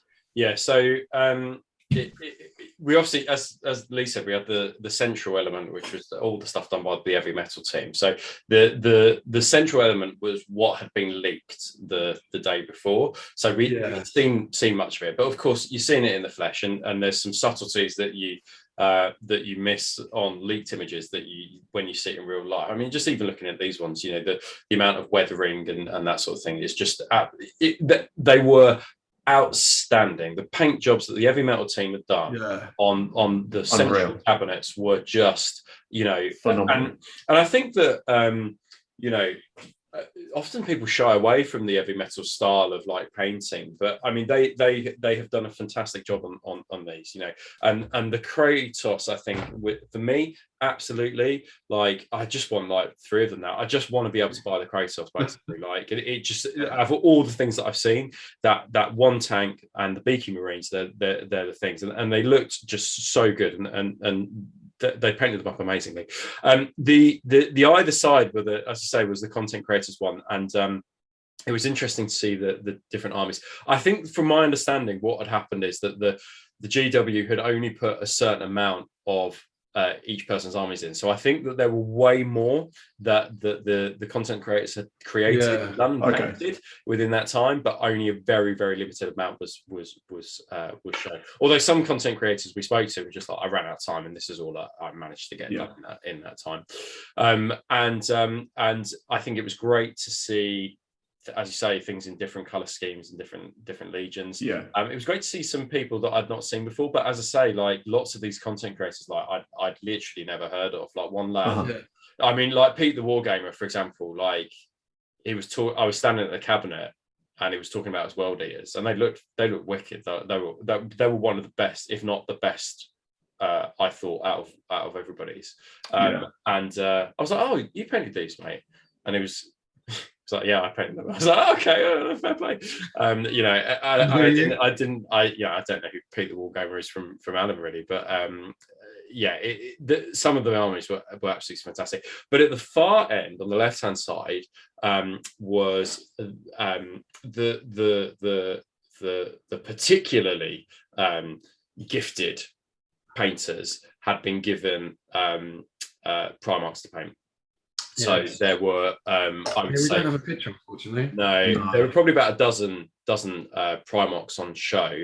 So people like Fletcher had been given Ferrus Manus to paint. The Primarch ones, I think, had been on the tight schedule, had been on the particularly tight deadline. They hadn't had a long time to get it done.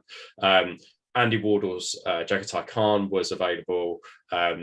Josh's Alfarius had painted. Not that I saw that, because by the time we got to the cabinet, he'd actually brought it out and shown it. But it was quite funny to see Alfarius, like an Alfarius label, and then nothing there. And then nothing there. I thought it was quite and then a few other people. I think Electric Eve had done Korvax, and they, just to be fair, the standard of them was all pretty high. But the standout Primarch for me, and it was clearly the standout Primarch for the GW team as well, because it was pride of place right in the central cabinet directly in the eye line, was the Horus Lupercal by Ancient Pure Algiers, and it was insane. Like, I'm so It was glad that he stunning. wasn't allowed to enter the painting competition. Like, and he'd done a really cool like lava fire effect.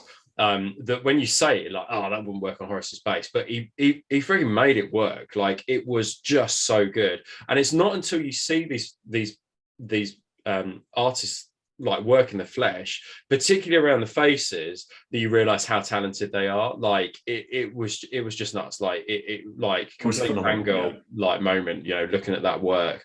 And I took very few photos, but that was one particular thing that stood out to me, like, and I did take photos of. And actually being able to explore those cabinets like without having to wrestle that many people, but we were still wrestling like to try and get to see them. That was, you know, that was a really great moment. It would have been made great had we not had the leaks the previous day, but the stuff on it was just so cool. But again, you know, seeing this stuff, it was all out of context. I think that's the other problem, which is that if people were at home and they seen the Twitch stream, it was all in context, and because there was nobody there explaining anything to us, you know, about how much the box set was going to be, what came in the rule book, you know, what came in the rules, what you know, what model, you know, what would be in the first wave, or what would be in the second wave, or what would be dropped when the box set, you know, there was nobody there to explain these things. Everything was out of context, and it was us to try and piece it all together. And actually, when you ask the content creators, like, so, you know, do you know anything more from this point onwards, they were actually quite in the dark as well about what the next steps were from this moment onwards. You know, everything had been leading to the open day, everything had been leading to getting the box set, but there were not a lot of answers about it. But from what I understand, the Twitch stream gave some announcements that we didn't have access to. So, for example, I think that it was said that the support weapons and the heavy weapons would not be available on the launch of the box. Like, that will be almost in the second wave and the wave 2 bit. But like, you wouldn't have known that had you gone to the open day. Like, and as we said before, you had to watch the stream afterwards to be able to piece everything together from what you saw. And I think that I think they made a fatal flaw. It even needed, like, you know, next to it, a plinth or something, you know, an A3 piece of paper with some things written up about like what would be coming out and things like that. But we had to fill in the missing blank. So we had a look at the cabinets finally. I mean, one thing I would say about that as well is, even though it's still quiet now, people love to stand in front of cabinets and have a conversation. That's great, but just take a two steps back so other people can have a look. Because I got quite annoyed at one point because some guys were just literally chatting, and it's like, just move out. Not even about the models, right? Just, you know, chatting about ones and how life is going. Fucking pet cats or whatever. Get out of the way. So from there, you went and collected your models back from the painting competition. We're gonna do this one, are we? Yeah, we're gonna talk about that. That's Fletcher's painting, who you mentioned. Fletcher works for but I love him, so it's okay, I'll tell you. Fletcher works for the guys at Tabletop Tactics. He's the in-house kind of studio painter for them, basically.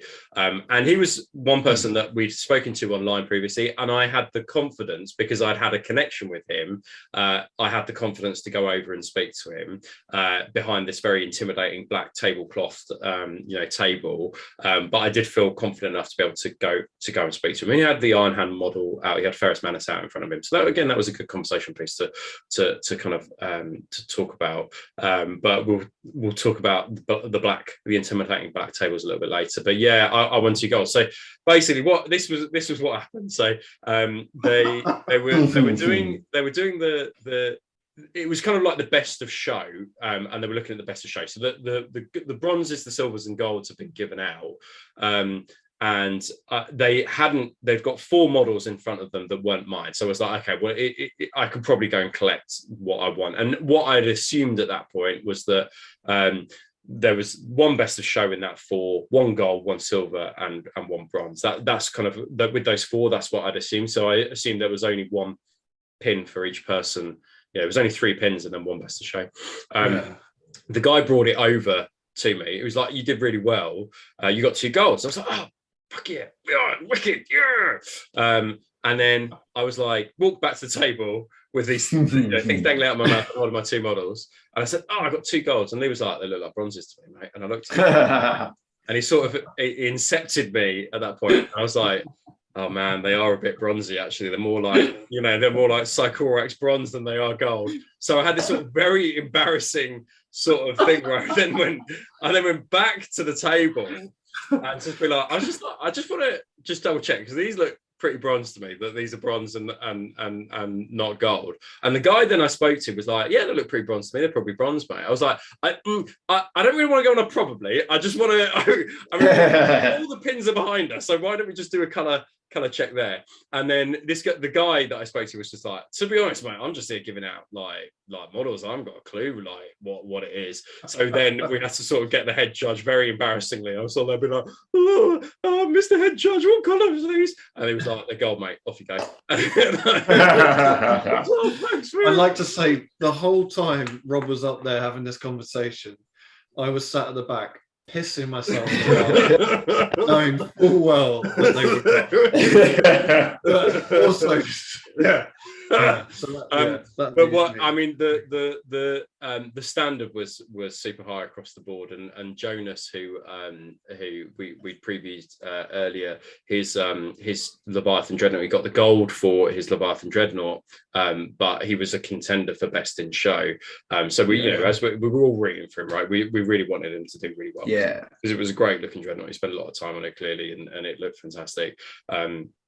And yes, and the quality was just so sky high. I mean, you were competing against Nathaniel, right, from War Master Painting, and he's a Golden Demon winner, and he's just, and his Horus was just like, it was just outstanding. But as I say, Craig pick up one with the Blood Angels Contempt Dreadnought, and it just looked wicked. Like it was awesome. Yeah, that's right. Very good. Very nice. Very, very nice. So yeah, well done, mate. Well done, buddy. Yeah. So from there, we put the models away, and then you could, with the open day, you could get into the museum for free, couldn't you? Yeah. So we put the models back in the car, and then went and had a look around the museum. Not a lot to talk about really there, is there? No, but I think in the second part, the second bit, there was way more heresy than I've seen before. Literally, like the second section, everything's heresy. You had Cygnus Prime there as well. And it was amazing to see just how many heresy models, like back catalogue, that they actually had. Like, it's not until you're there, you're like, oh, actually, they've done quite a lot for heresy, actually. Yeah. And they've got AT stuff out there now as well, which I've not seen before, and Necromunda stuff, which was pretty cool. Some of the Necromunda ones are probably some of the best ones, actually. It looks almost like an oil rig, doesn't it? I mean, it's insane. It's wicked. Like the amount of time that's gone into that.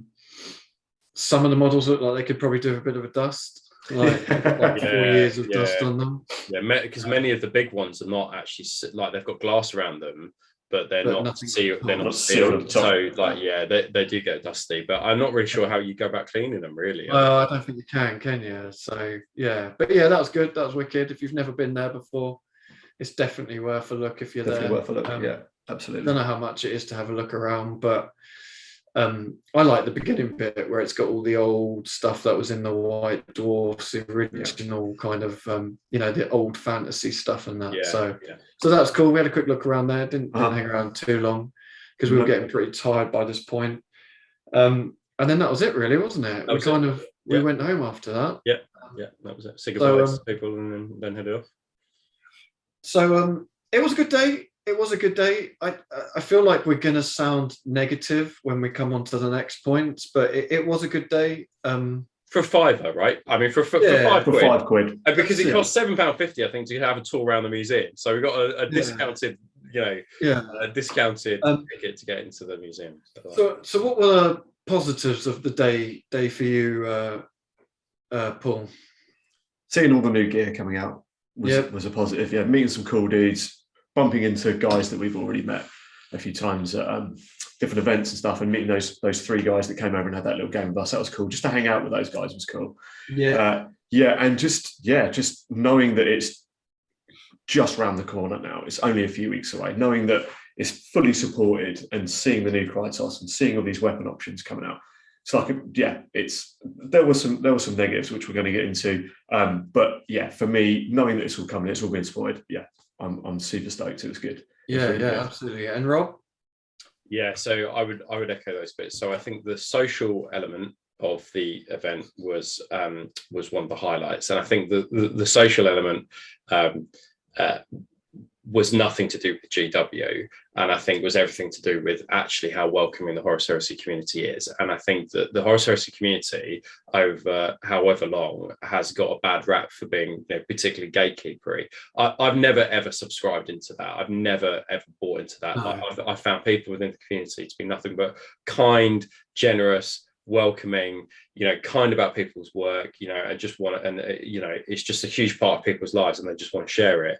And actually, like, we saw old friends that we had not seen before, like COVID times.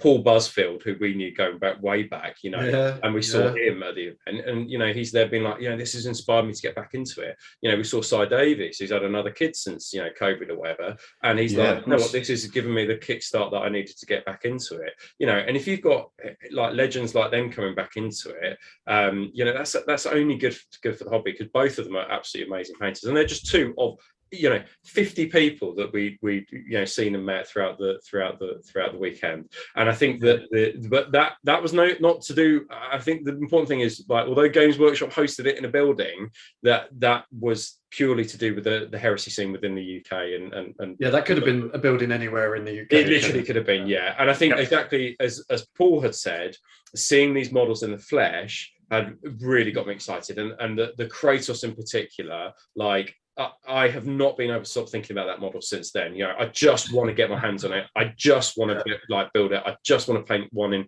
Sons of Horus colours and Imperial Fist colours, like, after seeing their one, because it looks awesome. Like, however good it looks in photos, it looks about 100 times better in real life. It's amazing. It's awesome. So that was really cool. And actually, like, having a little bit of a play around with the rules and the reactions was all right. Like, it wasn't bad. A number of issues with it, but it now has centered my thinking around, I need to take these reaction things a bit more seriously than perhaps I was before, and start thinking about, when you're list building, thinking about, actually, this is a significant thing that you need to take into account. And I think you won't do very well on the tabletop if you don't, basically. And I think that's that playing that game taught me that. And my final thing that I think is just great is Contemptors are back on the menu. That, like, they are, from a point where they could just basically be one-shotted off the board, they are now, like, seriously beastly, and the weapons that they are towing are seriously beastly as well. And, like, that's great, like, because I think they're the best models that GW produce. Yeah, and I agree with all those points. For me, it was exactly the same. I wasn't that bothered about Mark 6 when I went there, and now I'm like, I'm going to be all over Mark 6. Like, what will it do with the models I was making? I'm making a load of dudes now, and I'm like, no, I want Mark 6. Just seeing it in the flesh, that really got me thinking about, I want to do this, I want to do that, I could do this. Seeing the Contemptors and how posable they are, that's got me hard for Contemptors. I'd say as well, from your perspective, a simple head swap does wonders for those miniatures as well. If you don't like the beaks, you probably won't be able to see it, but I've already done it on this Mark 6. I don't think my camera it just looks wicked, like, it just works. And, like, I think people need to stop getting into this mentality of being like, the rest of the armors. Hello? Hello? Yeah, I've still got you. Oh, okay. The rest of the armor is Mark 6, but the head isn't. Like it's the Horus Heresy, right? I mean, these people were trying to get together like bits of armor and stealing it off people. Like salvaging, yeah. Like, so I think that like those kind of kit bashes should be actively encouraged. And as we saw from Pete the Wargamers, like it didn't look out of place having the World Eater like bunny ears on top of Mark 6 with a few like chain axes. It looked actually wicked. Like it looked awesome. And the Mark 4, the Sons of Horus specific helmets on the Mark 6. Yeah, I think that army. Who was that? That was that was Jake, I think, from Vanguard Tactics. It was the younger player from Vanguard Tactics. Yeah, that nearly made me want to start a Sons of Horus. It looks so good. It looks so good. It just looks brutal. The Mark 6 great. Yeah, really good. So yeah, I'm super excited. Like I really am. Like I don't think like the Heresy has gone so long with no support. Like literally a model every 6 months. You know, to be getting all this stuff can't be underestimated. Dreams come true, right? You know, it is absolutely rhinos, plastic contemptors which aren't shit. Yeah. Plastic Spartans. We know there's more to come. The support weapons, the heavy weapons, you know, the Mark 6 look absolutely fucking awesome. Yeah. Like you say, having a go on the game, could it have been done better? Yeah, completely. Was it still cool to have a look at some of the rules and have a go? Yeah. Yeah. Probably would have been a lot better if stuff hadn't have been leaked. Yeah. But again, that's a standard GW problem that they don't seem to be able to stop leaks. Yeah. And that's for every game system. That's not just the Heresy. Yeah. You know, was it slightly ruined by whatever his name was leaking the pictures? Yes, because there would have been more of a wow factor of like, fuck, they've got the Kratos here. Yeah. So like in all, it was a really good day, meeting cool dudes, meeting new people. And one thing we commented on is we kind of liked, I mean, I've been out the game for a little bit now, but we like to think we know most people in the Heresy. And then you go to one of these events and you're like, I don't know. We know nothing. Yeah, we don't know anything. Yeah. And that's awesome because that so means cool. Loads of people out there that are beavering away in their rooms, possibly not coming to events.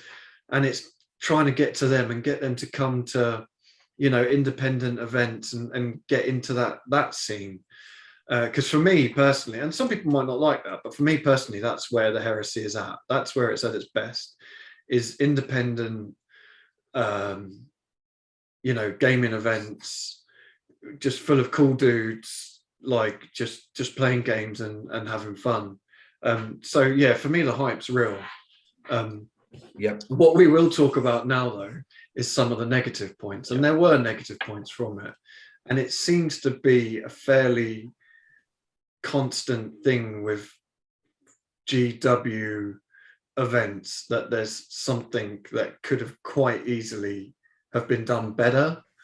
And we've seen it at Weekenders. We were talking about it on the drive home, weren't we, when we went to a Weekender and they had the seminar and you were only allowed so many people in the seminar, and if you didn't get in, that was it. And it's kind of like, well, you know how many people are coming to this event, either put on more seminars or let more people in, organize it so that everyone can get in, you know what I mean? Like, so it's a long running history. I've wrote down for me the 4 kind of main negatives. I don't know if you're going to agree with these, but I'll say the main things I think, and then if you agree with that, we can kind of break them down and talk about them individually if you want. Yeah. So for me, 4 of the main negatives, and these were also some positives. Like I feel like I'm tarring everyone with the same brush, but one of the main negatives for me was the influencers. It was also one of the positives because some of them were cool dudes and dudettes. But so for me, it was influencers, the layout of the actual event, how they laid the gaming tables out, the cabinets, the fact that there was no design staff there and no seminars, and the fact that there was no actual box set there was no rules, there was no sprues, you couldn't actually see what you were getting in the box because it wasn't there. For me, that's the 4 kind of main points, really, the negatives. Do you agree with that? Yeah. Or Do is you want to there work in more? reverse order? Should we start with the fourth? Because I think that's something. Yeah. Cool, yeah. That, The no box set. So yeah. I had a look on Twitch when we got home, and I was like, oh, they've got the box set. We didn't fucking see it. Yeah. They didn't have the box. They didn't have any of the sprues out. Yeah. I mean, I don't know. What do you think of that? Are you bothered? I was quite bothered. All four of these things that you've mentioned are small tweaks that if they were to do another, and I hope they do a Horus Heresy Open Day again, and that basically the bloke who leaked it hasn't messed it up for everybody because he's been a muppet, and they have a knee-jerk reaction because one guy basically spoiled it for everyone. But these are all four of these things are relatively quite small tweaks they need to make. So all they needed was a simple 2 tables put together with the box set out, laid out really nicely. You know, the like the sprues in like a playing card, kind of like spread, right? Just a simple sign basically saying "Do not touch." Like that's all it needed. So you could see the sprues, you could see what was available, what some of the kits were. You could see what dice came with it, what rule books came with it, etc., etc. Like and the transfers as well, right? Because on Twitch they looked awesome, but like you wouldn't know that having gone to the open day. You wouldn't know what the transfers look like. You know, you'd assume that they were the Forge World ones that they were using, but I don't think they were. And actually, that's a very small tweak. But it comes back to this issue that if you attend an open day, and this is a real fundamental thing with GW, the experience of the open day needs to match or any day needs to match the quality of the Twitch stream, because the Twitch stream is actually of very good quality. You have really high-end, high-quality photos. You've got guys who are quite passionate about their hobby, talking about it in depth, or talking about this new thing that's coming, and giving you glimpses of information that you certainly wouldn't get an open day. Like the box set's going to be less than 200 quid, and I think that the starting base of any event run by GW needs to go. The information that is given at on the Twitch stream must, at all costs, match the information that is given at the open day. And the two things need to align. Because what you'll have is that people just go, why on earth would I go to the open day when I can literally stay at home, save myself money on petrol, which is so expensive now? Which we know what people do. We know people did that. We know people were like, I'm not going to go to open day because I'll get better information from Twitch. So people already have the case, right? Other events. It was and I always feel like, especially recently since their Twitch stream and stuff, because it's so good now, the reveals online. Like if it doesn't, that's the very, very foundation that I've got to start from, which is that the Twitch information given must at all costs match the open day information given. Bare minimum. So that one, that's one of the 4 main points that we had. No box set, easy fix. Just have a box set. So easy. Easy. Lay it out. Screws. Yeah. Yeah. So the next one was no design staff and no seminars. Paul, thoughts on that, mate? Yeah, I can kind of understand why. I suppose we paid £5. I could kind of understand why they didn't have any seminars, but I guess maybe just have 1 or 2 of the design studio guys there talking through, with some of the artwork for the new book coming out, or talking about the rules or something like that. Just I don't know, even if they did like maybe an hour on, an hour off or whatever, I don't know. We're not asking them to do the whole day even, we're not, don't say change the desk, Absolutely. Actually, a lot of the things we just mentioned about not getting the information that was on the Twitch would have been fixed if they'd had design staff there. Yeah, absolutely. Because they're the ones that know. So they're the ones that could have told you about it, And I found in the past, when you go to some of these events and they have the design staff there, these people are passionate about this game. They've spent the last however many years working on it.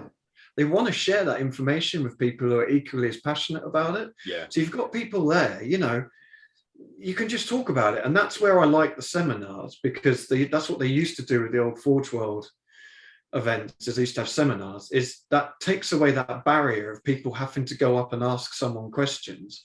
Because like Rob said, like some people just don't like talking to people. They're not like socially confident.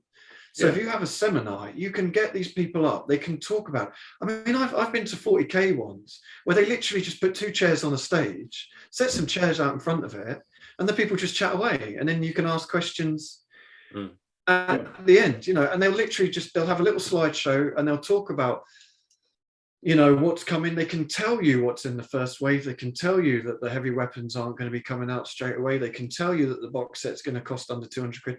They can tell you all this information that people were getting on the Twitch stream that we just didn't get because no one was there. Literally, no one was there that knew anything about the game. Or that's how it appeared to me. If, the influencers didn't know. And I mean, we'll talk about the influencers later on. Some of the influencers just generally didn't give a fuck. They don't care because they're not involved in heresy. Mm-hmm. They're promoting themselves. They care more about 40k, which I don't blame them because that's whatever that's what they do. And that would often make them their money. I don't know because this has nothing to do with me. But because they need to eat and pay their mortgages. So bottom line for them, it's just like, well, if my main source of income is through 40k, I will be interested in Horus Heresy as a potential business venture if it gets big enough, but it is at this moment in time it's nowhere near as big as it needs to be. And actually that conversation occurred more than a couple of times, right? Now some people absolutely do love absolute Horus Heresy, right? I mean, Nathaniel, invited, I mean, he has done Horus Heresy for years and years and years, and he loves it, and he's happy to talk about it. He's there showing off his Horus Heresy model to people, right? But I think that you needed both, right? You needed the content creators plus the design studio. Remember when Mark Bedford because he's so excited to share everything with people, and then as a result, you're so excited to share everything with people, and you're like, man, this is awesome, it's gonna be wicked, and because you feed off the energy of those people. And the thing is as well, at the end of the day, GW are a business and they want to be selling shit. That's why they do these open days. They don't do these open days because we really care about the heresy community and we don't want to hurt their feelings and blah blah blah. They just want to sell shit. They're just there to sell shit, and this is a platform to build the hype, to sell shit. But if you don't have people there building that hype, it's just a bunch of nerds walking around the hall. Just looking at stuff that's in a kind of how it felt. So, but again, it's an easy fix, isn't it? Just have a couple of the design staff there. I mean, I've been to events where they've had the artists there, and they're literally just there with their sketch pads, just on display, and they're showing you pictures. They want to show you, right? Literally, they're just like. And I love that shit. I love being able to see because. I mean, I went on a completely different career path, but I studied design at college. And so I love seeing the process of how people come up with these ideas, even just their pen sketches, I love that shit. I'd love to see how they came up with the idea of the Kratos, the tank, but there was none of that. There was nothing. And that just felt like a letdown. That is an easy fix. We obviously are talking about past things as well, but where so we were talking yesterday about Will, who designed the Mastodon, and he had the Mastodon in front of him on a table when we went to I think it was like a Warhammer Open Day, right, or whatever it was, a games day, whatever. And it was fascinating talking to him about the design process he went to from the very start to the very end, the number of issues that there were with the Mastodon in terms of the design, and that kind of thing is fascinating. It's great having models. Models are great, but actually understanding the process, because we're adults, we are interested in these sorts of things. Children who we just want the end product. It is fascinating hearing about that design process. And I actually I would have sat down happily for an hour and just listened to somebody talk about the design of the Kratos from start to absolutely that would have been chef kiss good. It would be amazing. So that was the second point, and again, I just think it was an easy fix. Just get a couple of design staff in and get them to talk to nerds, because we're frothing at the mouth. The next point was the layout of the hall, the feng shui of the hall, right? I mean, So Rob, you said about this straight away, really, didn't you? So basically, I can understand initially why you would probably want to set the hall up in that way. I can understand the logic of setting the hall up, which is you have two very long painting tables and some gaming tables, and at the edges you have at the edge or one corner you have the display cabinet. But it's an absolute no-brainer to go, the most popular part of our open day is going to be people wanting to see the new models. It is an absolute note, like it is, again, it's that foundation block of when you're planning an event, it's like, these are the checklist of things, these are the things going to be the most popular things. So what you needed was the display cabinets dotted around the room, and then that would have forced people then to make a choice, and it would have split that very, very long queue, because what we haven't said is that there was an extremely long queue of people running around the hall in order to try and see the cabinets. And when you saw that, you were just like, well, I'm not waiting that queue, I'm going to do something else. Not that there was a whole lot of other things to do, but actually, if you had split the cabinets into 3 different places, or had more cabinets with fewer things in, it would have forced that very long queue of people then to sort of migrate out. And I think that was a fatal flaw. And I think that, even if you had the cabinets in the center of the room and either side, it then halves the queue basically, because you can go around and have a look at them. And I think that it's just a simple issue of geography which is a really easy fix, but it would have made the experience more harmonious. Because what you were hit by was, number one, you were hit by frenetic people trying to get their toys, and then as soon as you walked through the door, you were hit by frenetic it just turned into a massive queue, didn't it? Yeah, exactly. People were queuing up to see the models, because you could only see them from one side. And I mean, I didn't think about it, but as soon as you said it, I was like, that's such an easy fix. Yeah. So and some of the guys that had their armies on display were saying, I think we mentioned it already, that only half their army that they built and painted was even displayed. So actually, you could have had more display cases. Absolutely. You could have had more stuff on show. Yeah. And then people would be able to walk around it and see it from different angles. Yeah.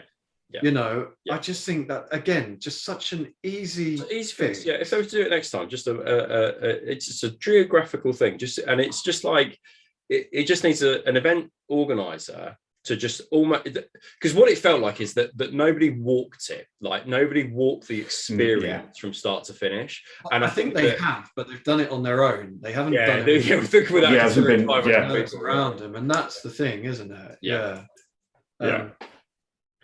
But again, it's an easy fix, and it wasn't terrible. It just meant you kind of had to wait, and could have been a little bit better. Yeah. And again, just an easy fix. Just move them out, move the cabinets out, put more stuff out, because that's obviously what people are there for. Like the other stuff was like niceties. And then that brings us on to the final point, which was the content creators, the influencers. And initially, I was kind of very much like, I'm all up for it. I think it's good. You've got people from different gaming systems, people that are big in the 40K world, all promoting their stuff, all sorts of different people. And I was kind of like, that's absolutely fine. Why would you not? It makes sense. But I rapidly kind of just got fucking annoyed of it, really, within about 20 minutes of being in there. Because you seem to have a handful of the content creators that were quite happy chatting to people, going around, getting involved. I mean, we spoke to Warmaster Painting, didn't we? Yeah. Fletcher's Painting, another one you spoke to. Yeah, I spoke to Henry as well when he was Henry, Josh. We spoke to Henry and Josh, but mainly because we know them. I don't know how. Yeah, that's a good point. Yeah.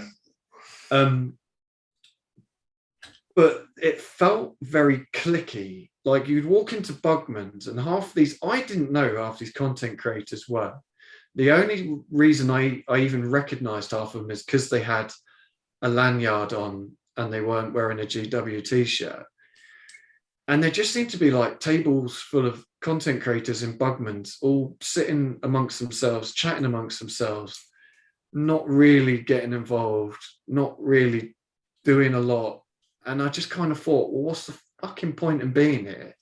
Yeah. If you're not going to get amongst the nerds and chat with people and ask about how they're feeling about it. And it's kind of, I don't know. I don't know what their brief was. I don't know if they even had a brief. Yeah, that's a good point, Yeah. isn't it? Because we're making an assumption that GW kind of said to them, we'd like you to do X, Y, and Z. Whereas what we don't know is whether their bit was done in the preceding days, right? Because they've been there previously and they've been recording things and doing things, and whether actually whether it on that Saturday was their off day and they were just simply there taking part in it as nerds. So, and actually, they've been together for the past 48.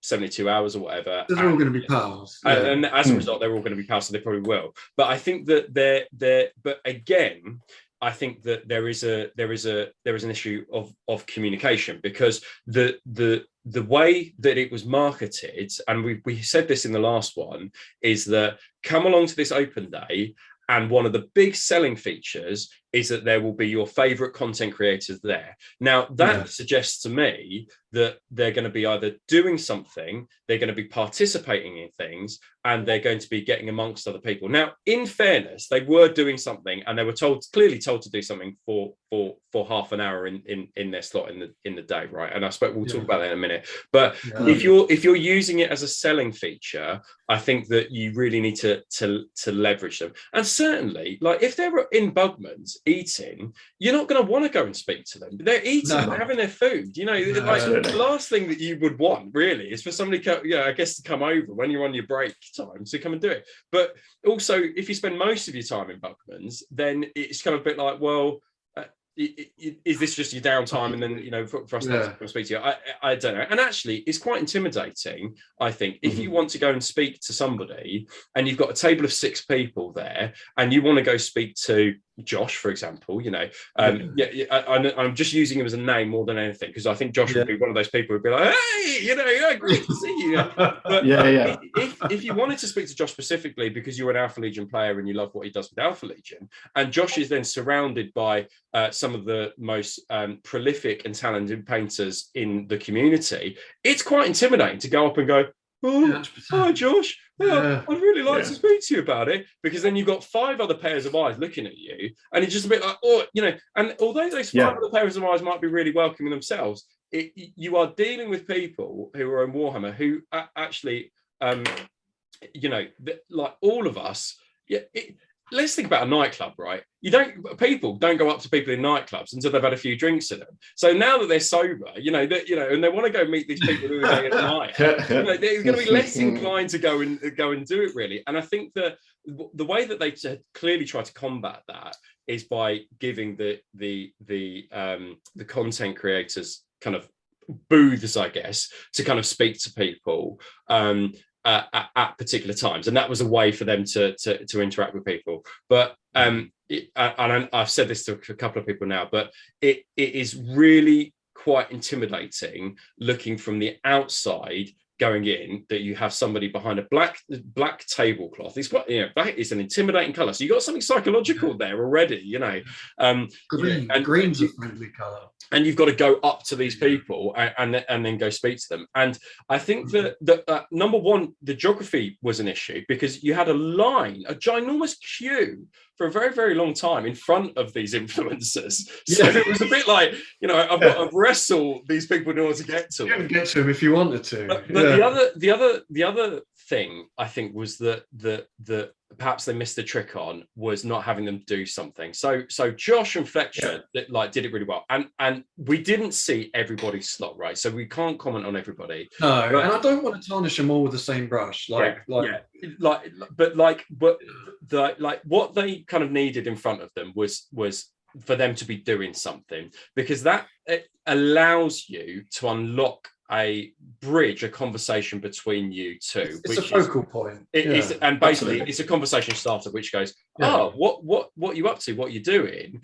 And then from there you can then have a conversation. Whereas what the problem was you went in cold to that conversation. There was no way to warm up to it apart from, hi, my name's Rob, nice to meet you. And actually, when I did that with a couple of people, like, and I went up to them and said, you know, hi, my name's Rob, you know, people looked at me being like, all right, literally, yeah. And you know, I just wanted to say hello and thank people for producing things. You know, and I went up to Matt from Cult of Paint, or he does the Golden Dean Compendium, and I said, you know, how's it going? Is it, as he was walking through Bugman's, probably going to the loo or something, you know. And just to say, like, just to thank him for everything, you know, he's done, because he's a great part of the sort of the hobby community. But yeah, it just needed a bridge for people to discuss, because there was no way in hell that I was going to go up to Angel Geraldez and be like, oh, Angel, how are you? You know, because I'm sure he would have been nice enough if I did. I think there was a psychological barrier for me to go up to these, because none of us did, right? We know who Angel Geraldez is, or like Mick knows who he is, but you know, but we didn't go and speak to him, and we're fairly confident fellas, you know. So yeah. And again, I just think it's an easy fix. It's just so easy. Yeah, just give them a brief. Give them something to do. And like you say, I mean, I don't even want to bash them too hard, because they probably weren't told. They were probably just told, be here, you know, you've got this slot, like you can sit there for half hour, and then the time's your own. Yeah. So they probably weren't even given a slot, but it just kind of, I mean, one of the other things, and again, I don't know what they've been told, but I've never heard of half these people, because I play Heresy. I don't play 40k. I'm not a massive like into painting like you guys, so I don't necessarily know who some of these painters are. But I actually last night got home and had a look through some of these people's Instagram, and they're not even putting any content up on Instagram. Some of them are putting loads up. But some of them, like one of them I looked at, who's a 40k content creator, I won't name him, but the only post they put up was them eating some food and then playing a game of 40k. And you're like, at Warhammer World, and at the Heresy event, and you're like, what the fuck is that?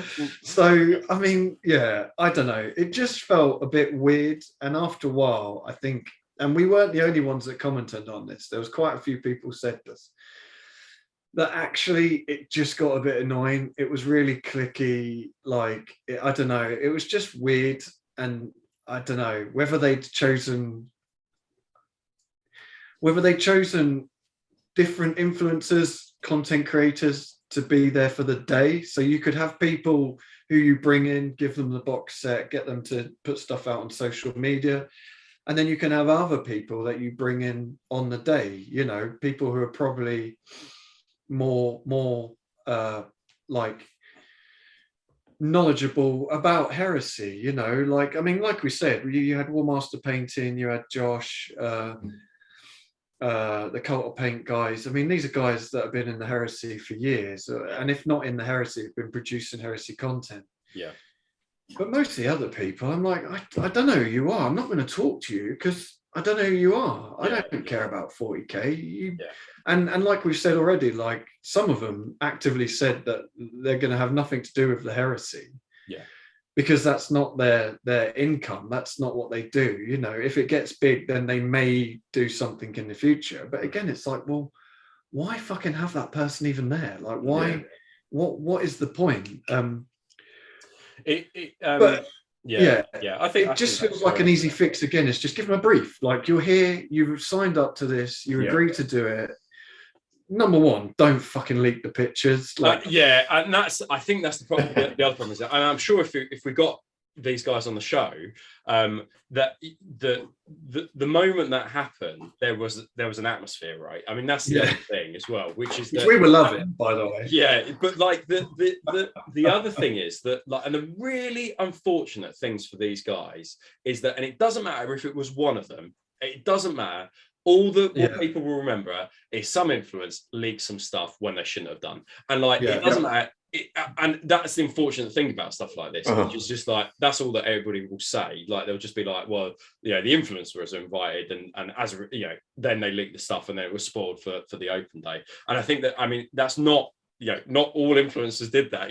One did it right, but the moment he did that, it tarnished I think their reputation, and reputation is everything with this as well. So just fucking stupid. But overall, it was a good day. I know it sounds like we're bashing it. We're really not. These are kind of, our points that we think would just make it that little bit better and actually are easy fix. Literally have the game there. You're promoting the game, have the game there, have the box set. And if it was there, I didn't see it. So lay it out, get all the sprues out, have the members of staff there that have worked on the game. These people have been working on it for years. They want to talk about it. They want to talk about it. That's my experience from previous events. When people have been working on something, they're passionate about it. They want to talk about it. Yeah, definitely. The layout, again, it's just think about what people actually want to do there. Yeah, some people will want to paint a mini. Most people there couldn't give two fucks about painting a mini. Like, I'm not going to sit down and brush paint a mini. Like, I've got no interest in it. It's cool to have. It's a nice thing, but it felt like a filler rather than anything else. And somebody said to you, right, when you collect it, in order to have a mini, you need to go and paint it, right? Yeah, and he said to me, if you go down there, no, that's not the way it works. And somebody said to me, when I got a mini, they were like, yeah, make sure you put it on social media when you're done with it. I was like, I will be, because I'm a shameless social media addict. But please don't tell me to do that, because because you told me to do it. As if there was this sort of grubby little deal that was taking place between them. That was a bit awkward. I took the mini. He's like, yeah, sit down there and paint it. And I just said, I have no interest in sitting down and painting it. I am going to fucking walk away now. Yeah. And the influencers, like I say, I know they're a bit chalk and cheese. Like, I still think it's a good idea. I just don't think it was implemented particularly well. I actually think that is, again, not necessarily through the fault of the influencers. It just no, totally. No, absolutely. Yeah. No, maybe not. We don't know enough about it, really, do we? If you're organising this event, if I'm organising this event, if this was me, like, on my pedestal, because obviously I do a perfect job, like nothing fucking up. But I would give them a brief. I would say, like, if you're going to sit at the table of doom and people are going to come up and talk to you, have a talking point, have something that people can zone in on.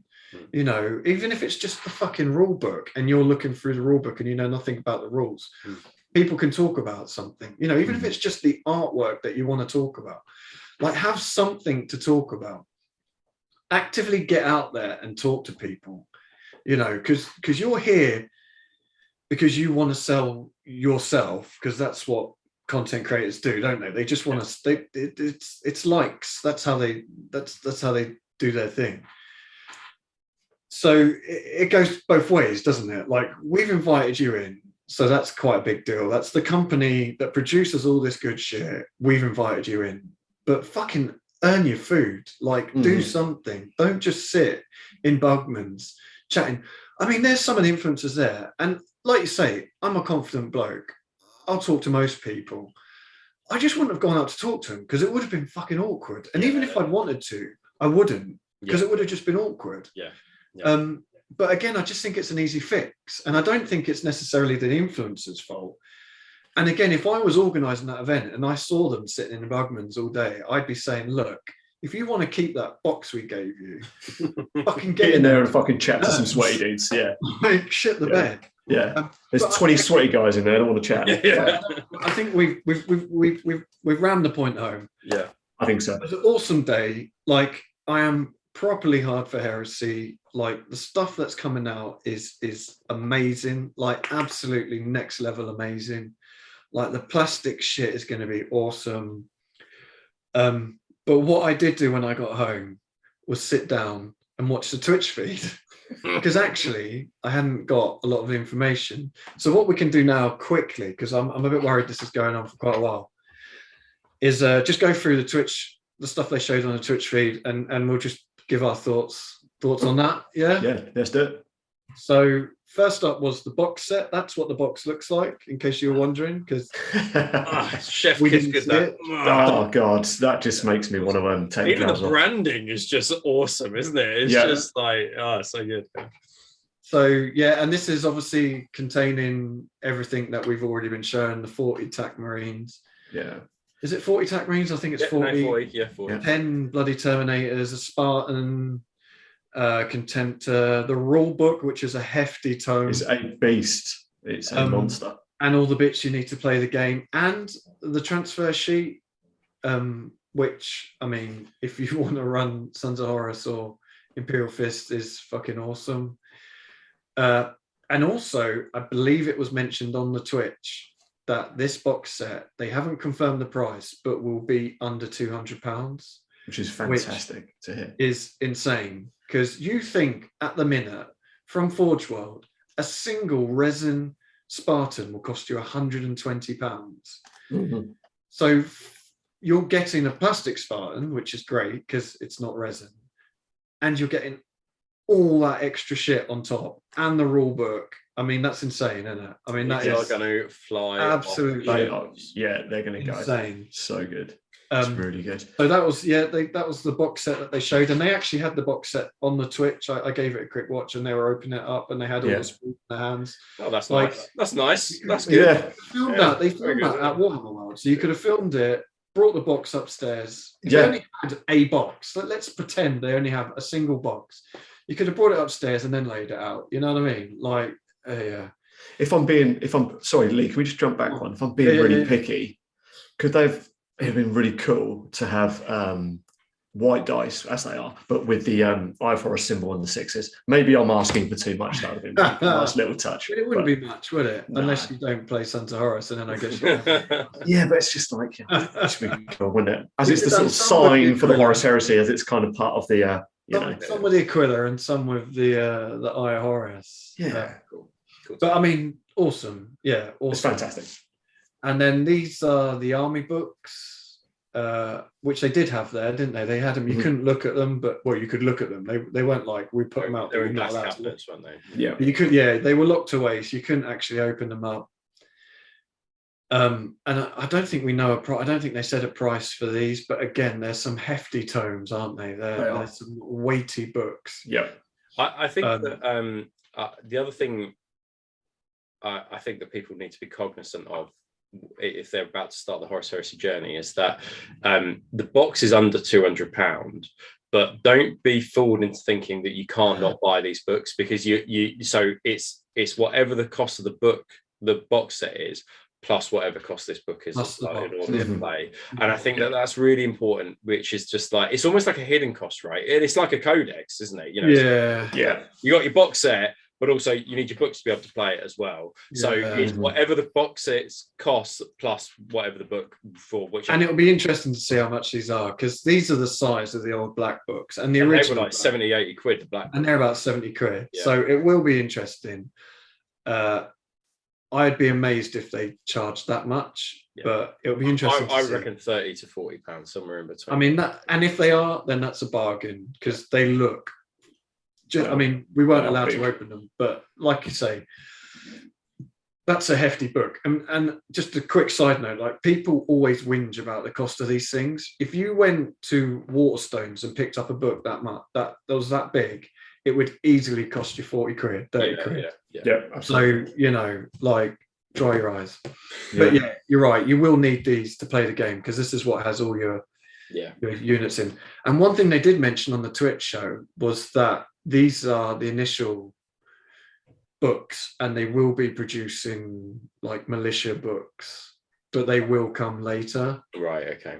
So if you are a Mechanicum player, you're probably going to have to wait, which I know Mechanicum players will be rightly pissed off about, but it also makes sense as well. I would rather they did this well than released everything in the Warner badly. Yeah. I mean, the time will tell. If they do this badly, then fuck them. But yeah, so it's a bit shit for Mechanicum players and militia players and whatnot, but I think it was kind of inevitable, wasn't it, really? Yeah, well, I mean, the way that this is being done, I mean, it's almost like Horus Heresy 1.0 doesn't exist, right? It's Yeah. like they've almost wiped the slate clean, and Yeah. you know, we are doing a complete rebrand. We're going to do a complete redoing of this game, and as a result, Mechanicum does not exist yet. Talons of the Yeah. Emperor do not exist yet. Yeah. Militia and Solar Orcs do not exist yet. And like this is the new game. So yes, the guys will need to be patient. It'll be interesting to see whether they can do a beta, like they bring out a beta set, because they did that. The Forge World Studio team did a beta set with the 40k custodies with the Talons. And it will be, but they might just say, just carry on using the Mechanicum rules and see how that works for a little while, you know, within the I would guess they're just going to do nothing. My guess would be that they're just not going to do anything, and they'll be like, it's coming, be patient. Or they'll probably just do the usual. Yeah, but that was then going to force any Mechanicum players or Talons players to go, oh, well, if I want to play with my mates, I'm going to have to start a Legion. And then, you know, Games Workshop are there being like, yes, they've fallen into our trap. So that brings us on to the tactical squads that they showed. Which is awesome, rebranding, and the big thing here is they're in sets of 20. Which gets me moist. I'm a big fan of that. I doubt they'll be double the price though of a box of 10. I reckon there'll be some sort of like discount. I reckon 55 quid, I reckon. Yeah, that, I mean, and to be fair, like, can't complain. It reminds me a little bit of the old Rogue Trader, where you used to get a massive box of like 30 Marines. Yeah, you did. Yeah. And then the weapons they showed as well, and these were shown here. These were shown at the open day. The only thing I wonder with these is these are obviously set up for the Mark 6 guys. Because I could be wrong, but the Mark 3 and 4 guys don't have the left hand holding the weapon. No, they don't. They don't cut off at the wrist. No. They are a full arm, don't they? Yeah. The Mark 3 and Mark 4, they have the full arm and the hand. Oh, I see what you're saying. Yeah. And the hand like a So I would imagine it'll be an easy fix of just cut that hand off. But it will be interesting to see if these do work with the Mark 3 and 4. With the poses, yeah. But so they're still, at the moment, they're still available from Forge World, right? So if you want the upgrades for your Mark 4 and Mark 3, you might have to look at that one, I guess, and see. Yeah, but also you're getting 60 weapons and 20 weapons. I mean, that's awesome. That's really cool. Really interesting to see how much. But yeah, I mean, that's awesome, isn't it? So and then there was a load of weapons. I love the plasma cannon on the shoulder. It's a chunky boy, that plasma cannon, though. That is the Volkite as well. The Volkite looks awesome. That's great. And then I think we're into the Rhino. So this was shown at the open day.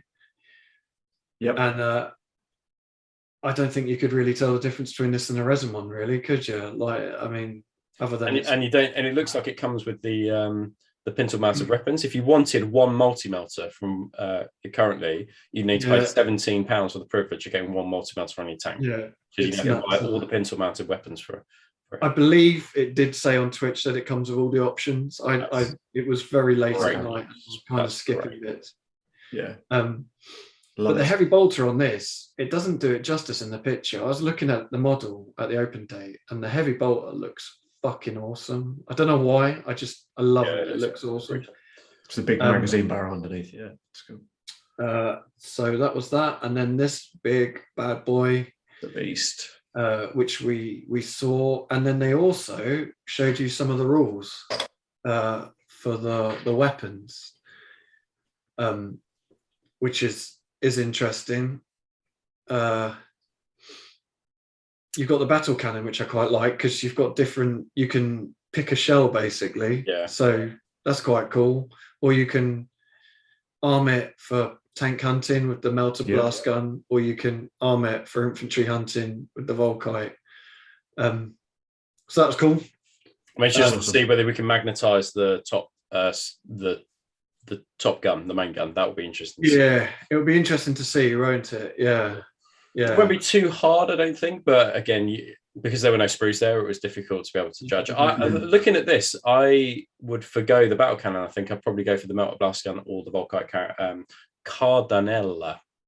I would be the same. The only thing I do like is that the large blast pinning can be, from what I've seen, pinning can be quite savage in the new game. Yeah.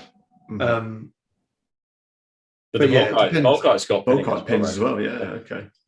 Yeah. So, and heavy 12 is pretty savage. Nuts. Yeah. But I like the fact that not one of these options is bad. No, they're all like they've all got a purpose. There's no weapon that you look at and go, well, I'd never use that. Yeah. Even strength 8 heavy 2 Sunder. Yeah. It's pretty good, like at 36 inches. Yeah. So yeah, I'm a big fan of these. Like, there's almost always one weapon that you look at and just go, well, I'd never use that. It's shit. Yeah. And with all of these, depending on what you've got in your army, if you've got loads of anti-tank, then you'll be like, well, let's whack some infantry killing stuff in there. Yeah. Volkite in there. So yeah, I'm a big fan of these. And then these, They're back. So these were from Burning of Prospero. Yeah. Was that the second box set they did? Yeah, it was. Yeah. The last one, wasn't it? Uh-huh. Cool models. I was never a huge fan of the Space Wolf head. I think the hair's a bit 40k for me. But yeah, cool models. I mean, they're back. Yeah. And then the last thing they showed was 3 books that they're bringing out. And this is fairly standard thing with Games Workshop. When they release a game system, they knock out a load of books. Yeah. But one of the things I do like is they were saying that the one on the left, the Lupercal's War, is basically a starter book for people who want to get into the heresy. Oh, right. Oh, interesting. Cool. Obviously, you've got the Black Library books, but there's like 10,000 books. And yeah, you can start at the start, but how intimidating is it? Yeah. Like when I brought the first book, there was like 10 books out, if that. I don't think it was even that. So now you know that there's like 60, 70 books in the series. Are people really going to start picking them all up and work? I mean, maybe, but something like that. That's a work of genius by really Black good Library idea. Team there. Loads Very of short stories. It's a great idea. Yeah. And Cathona's Reckoning, I don't know. I think that's more like just fits in with the box release. So it's like Sons of Horus First Imperial Fists, because that's obviously something they've gone for. And then another Primarch book, Rogel Dawn. Yeah. Which most people won't give a fuck about, will they? So. It's about the Emperor's Crusader. So yeah, that was pretty much everything that was shown on the Twitch. So yeah, it's exciting times. Good. Oh wow, lots of people at home saw lots of things that we didn't. Very nice.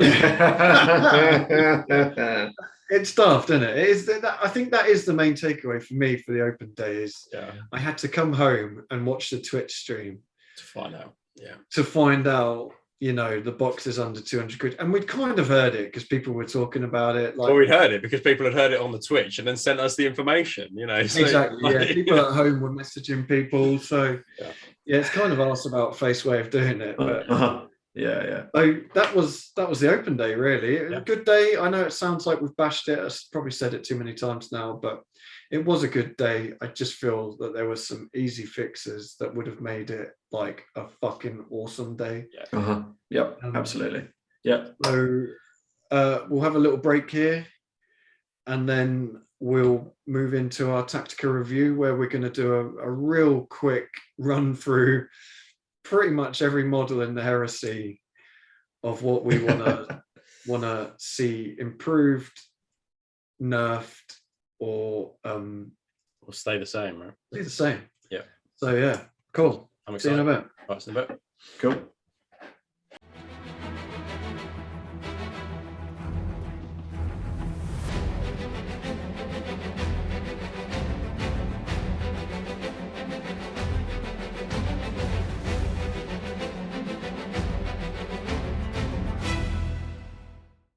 Right, welcome back, guys.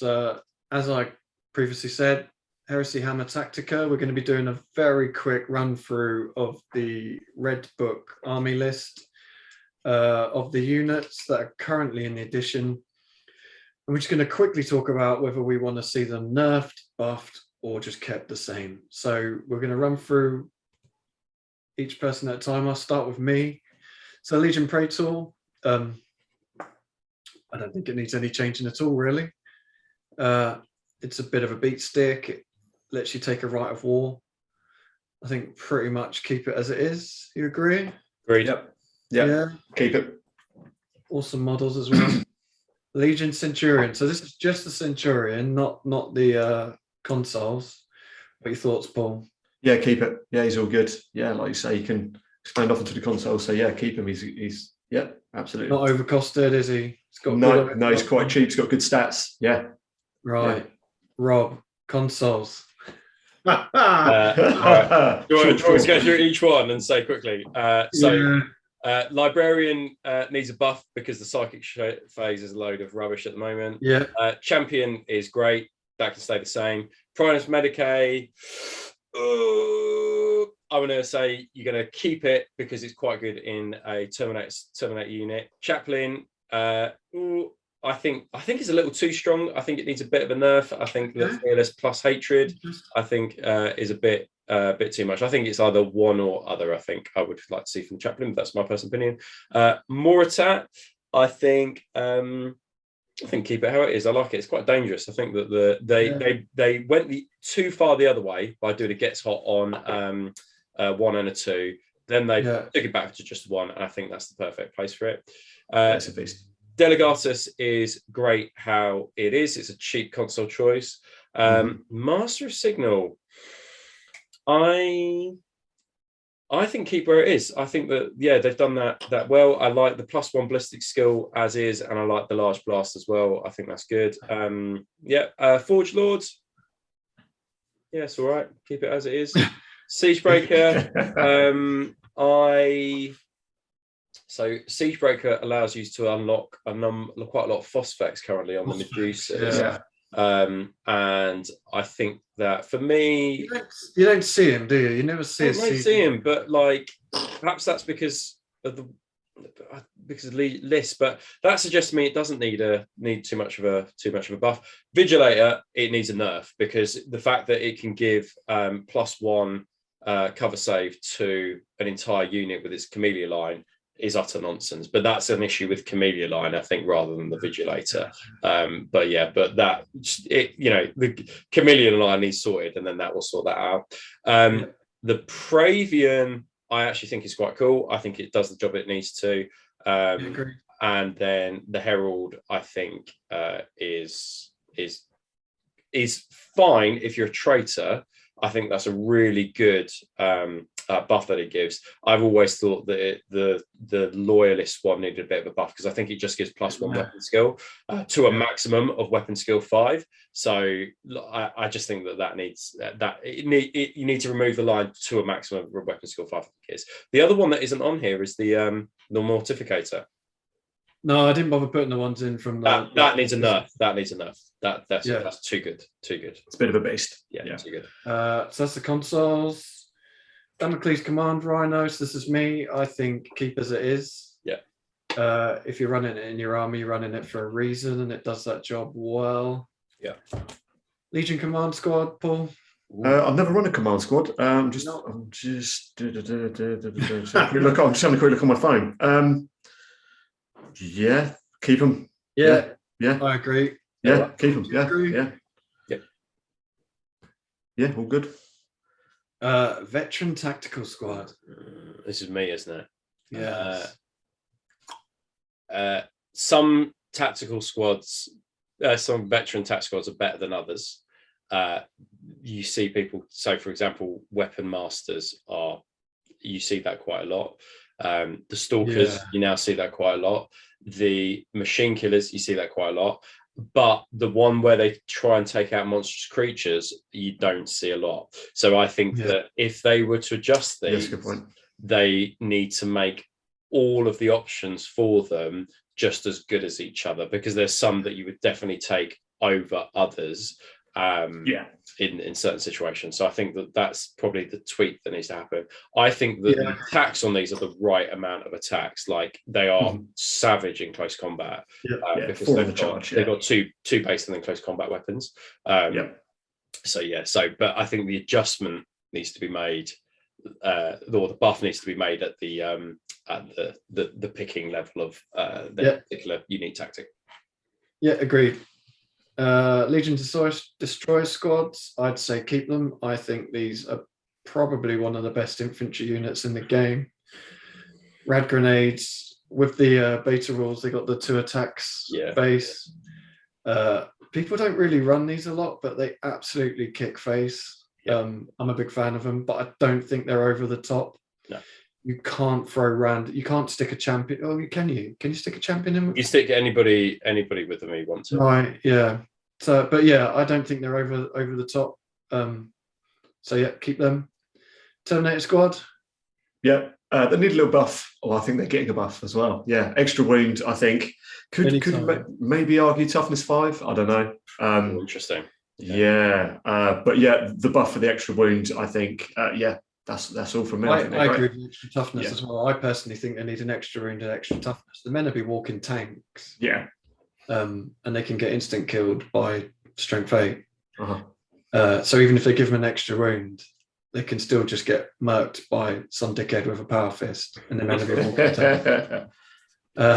Rob, Tech Marines. I mean, you never saw them, so that suggests to me that you need a bit of a buff on them. To be honest, they need something. Can they take? They do have the ability to take an awful amount of kit, don't they? Yeah. Can they take rad weapons at the moment? I'm trying to remember. I'm just look.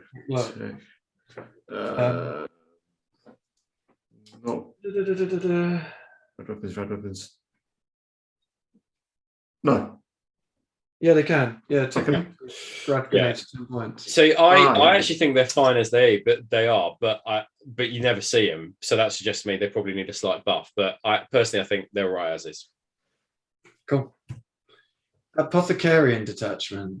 This is me, isn't it? Yeah. They don't need a change, do they? They do what they do. Very good. Dreadnought. Legion Dread. Oh, okay. Well, they're getting a complete facelift, aren't they? Yeah, they are. Yeah. Yeah. So the facelift. Do they even exist in this? Yeah. Exactly. Are they going to be a thing? Yeah, I'm not. Yeah. Dreadnought's probably not going to last the new edition, which is a shame because these are iconic, aren't they? Yeah. I'm a big fan of them. Contemptor Dreadnought. Rob. Well, absolutely they need a buff. I mean, the fact that you could just one-shot these and they're like over 200 points a basic Contemptor was just obscene. So I think the move that we saw yesterday, moving them to wounds and toughness, was the buff that they probably need. I mean, to be honest, they're insane now. Like they're maybe a little bit too good, but I'm happy with that because I just love the model. So the more of them in and out. Buff them for the current edition to where they are now. We're all good. Cool. Legion Rapier Weapons Battery. Interesting. I'd say stay the same. Laser destroyers are awesome. Heavy bolters are good. Heavy bolter option could probably do with a buff. I don't know. You don't see them a lot, do you? Well, we do, but we also know that that's going to 4 shots, right? So that's always I think that's the buff they need, isn't it? Yeah. So yeah. Mortis Dreadnought. Mortis Dread. I was getting an upgrade. Yeah. Or downgrade, death grade, is it? Great. So yeah, it doesn't look like these will be in the next edition, which is a shame. I feel like they could have just done with a buff, to be honest. But Contemptor Mortis. Rob.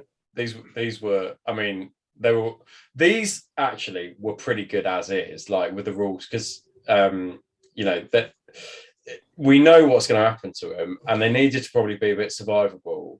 But I always felt like the Curies and the las cannons were the obvious choices. So that suggests to me that actually maybe the weapons needed buffing, because the las cannons and the Curies were always the ones that you tended to see. So there's less of an issue with the Contemptor itself, more of an issue with the rest of the guns in comparison to other guns. Cool. Contemptor Cortus class Dreadnought Talon. Wow. Again, it looks like they're going the way of the Legion Dreadnought. It looks like they are going. I mean, we could be wrong on these, but it looks like the Quarters. They never had a model, did it? No, so we suggest that's why it's going. Yeah, so go on. The Humble Legion A Tactica. humble Legion. Yeah. Keep them as is. Field of Legion. Beautiful. Fantastic. Yeah. Yeah. Yeah. Yeah. Couldn't agree more. Assault Squad. I actually think these needed a bit of a nerf, and I think that the number of Nerf? Yeah, I think the number of melt Okay. because of the access to melter bombs that they had. I actually think it just gets obscene, like with the number of melter bombs that they have. But that's just me. So I think they need a bit of a buff in the combat. Interesting. Close combat. Yeah. Okay. Yeah. Okay. Really, they just. Well, if that's the case, then they shouldn't be strapping melter bombs to everything, should they? You know, so No. like, I can accept that they buff the close combat and downgrade the melter bombs. I'll accept that as a meeting. Yeah, I'd agree with that. Yeah. Legion Breacher Siege Squad. Oh. I mean, again, they're similar to the Assault Squad that you just slap a million melter bombs in them. Yeah, you pay for it. Yeah. But they kill anything vehicle that they touch, don't they? I always felt that this was disproportionately good the moment you add an apothecary to them. Like they need a number of things on their side to be good and worth the points investment. And if you were just to take a fairly bare bones 10-man squad, they just were never good enough. Like So saying need a change, but not necessarily a buff. Yeah. I think they need some sort of change. Yeah. Oh. They're going to be everywhere, aren't they? They are now. Yeah. They're fucking going to be. Yeah. Keep as is. Yeah, they can take loads of weapons. They're quite cheap, I think. Yeah. I think some of the weapons need a buff. You never saw flamers really. No, that's true. You never see the rotor cannons because the strength 3, is it? Yeah. So they need something, but the unit itself is pretty solid, isn't it? Pretty good. Reconnaissance Squad, Rob. Oh my gosh. I think these need a buff because I think they're too expensive as is. Yeah, I agree. Rhino. Humble Rhino. I don't think it needs any change. It does what it does, doesn't it? It's fairly cheap. Protects the troops. Well, the only one, and we kind of know it's coming, is increase the capacity size. Yeah, that should be super. So that you can stick more than just a 10-man squad in it. Yeah. Legion drop pods. Very, very cheap. Yeah, I don't know if they're changing any of the sort of deep strike, so the drop pod assault rules in any way in the new edition. No.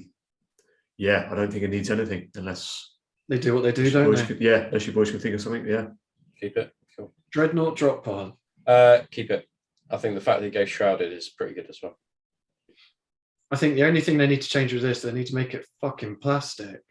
Desperately so, yeah. Seeker Squad.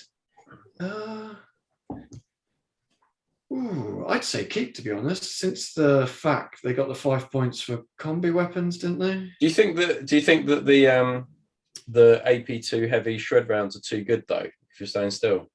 But we don't. No, I don't think so, to be honest. Interesting. Because it's still an infantry squad. You can still just shoot it off the table. Yeah, they're saying this is squishy as a tac squad, I guess. Yeah. Okay, so I'd say keep these. Right. I'm a big fan. I'm planning on running Seeker squads with a new Mark 6. So. There's a theme which is infantry tends to be keep at the moment. That's interesting. Yeah, true. Yeah. Outrider squad. Outrider squad. Don't know a great deal about Outriders. I'm just having a quick look at their stats. Well, they're quite cheap. Toughness 5. Okay. What else do they do? They scout. That's nice. I'm going to go with keep. Yeah. Keep those bad boys in. Yeah. I think they can get expensive, but the weapons can be pretty savage. Because they're twin linked. Yeah. Right. Oh yeah. Twin linked. And you throw in some Legion traits like the White Scars, and they start to become absolutely savage. Yeah. Nice. Rob, attack bite. It's gone, but I think keep it. I think it did what it needed to do. I'd like to see it. I'd like to see them create a heresy version of this. Yeah. And bring it in, because I think it's quite cool and it works well with like White Scars, things like that. Yeah, I thought it was quite good. It's a very fast, nippy sort of like anti-tank you could use them. Yeah, and and it's got 2 attacks, so it can bother attack squads. Yeah. Sky Hunter Squadron. Ooh, I'd say keep these. They got good weapon options. Yep. Plus save, high toughness, very fast. Yeah, they're not horrendous to kill. Yeah, but they can be annoying. Yeah. Lightning Strike Fighter. Oh, God, I've never played against one of these. Have you not? No. Are they beasts? Are they? The Krakens were just. Oh, there you go, Kraken. Okay. Yeah, they were basically like they hit on 2s.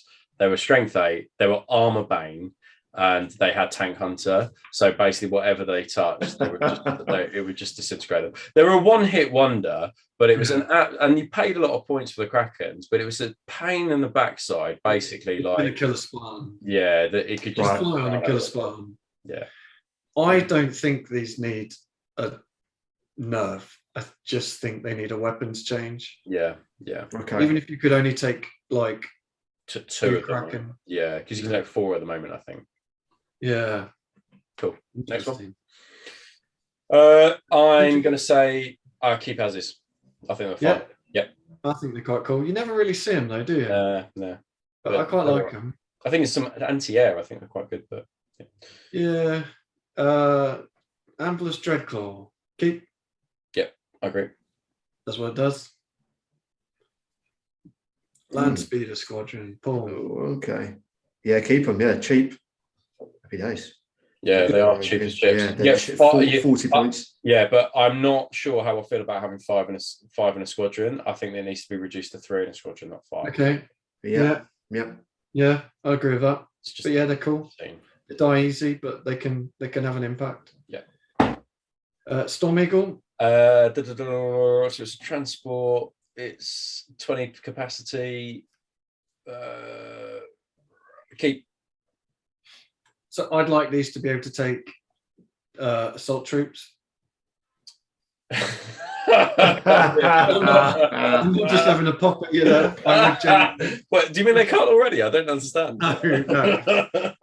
So for those that don't know, Rob, we were at an event years ago, and Rob was adamant that the Storm Eagle could take assault squads, and literally everyone in the room was shouting at Rob, "No, they can't, you fucking idiot!" And Rob was adamant to the point that someone had to dig out a rules book to prove to him that you could. I still don't believe it.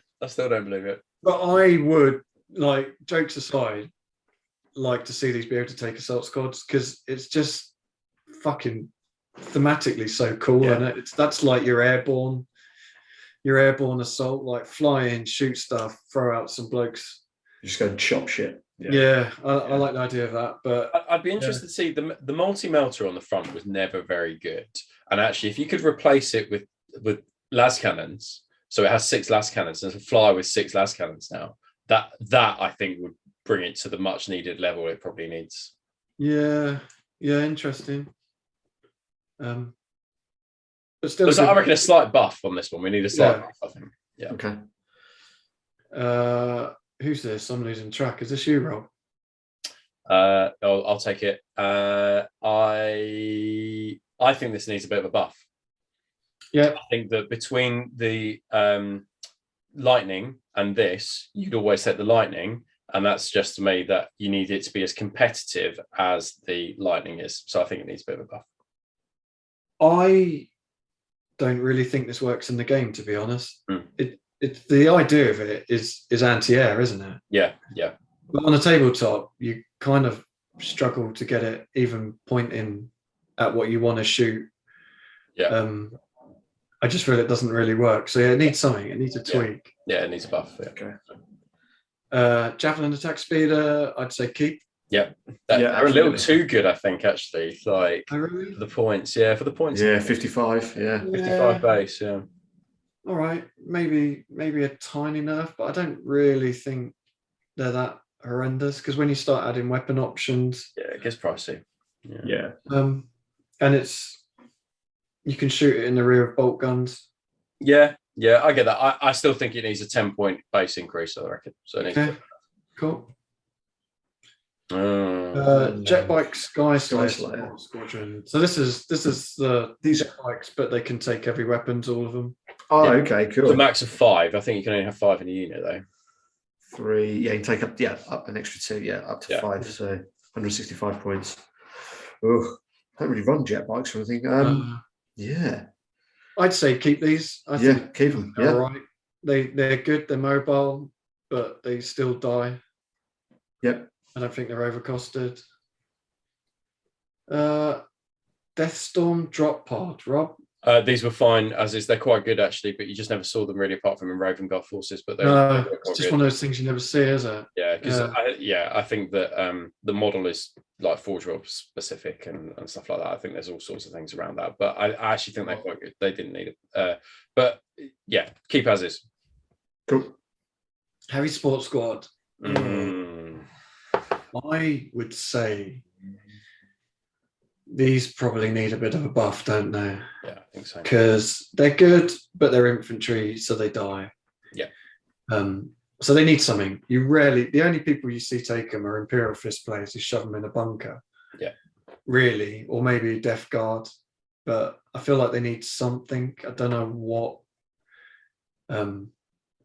They might need a price decrease slightly in terms of their weapon options, because the moment you start adding las cannons to them, they get so expensive, prohibitively slow. So against more survivable vehicles within the heavy sports options. Yeah, agreed. Predators. Yeah. So quite cheap.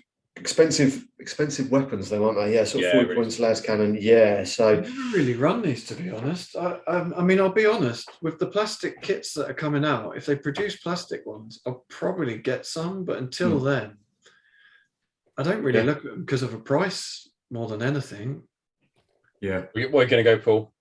We're going to keep. Yeah. Yep. Cool. Yep. Legion Land Raider Battle Squadron. So this.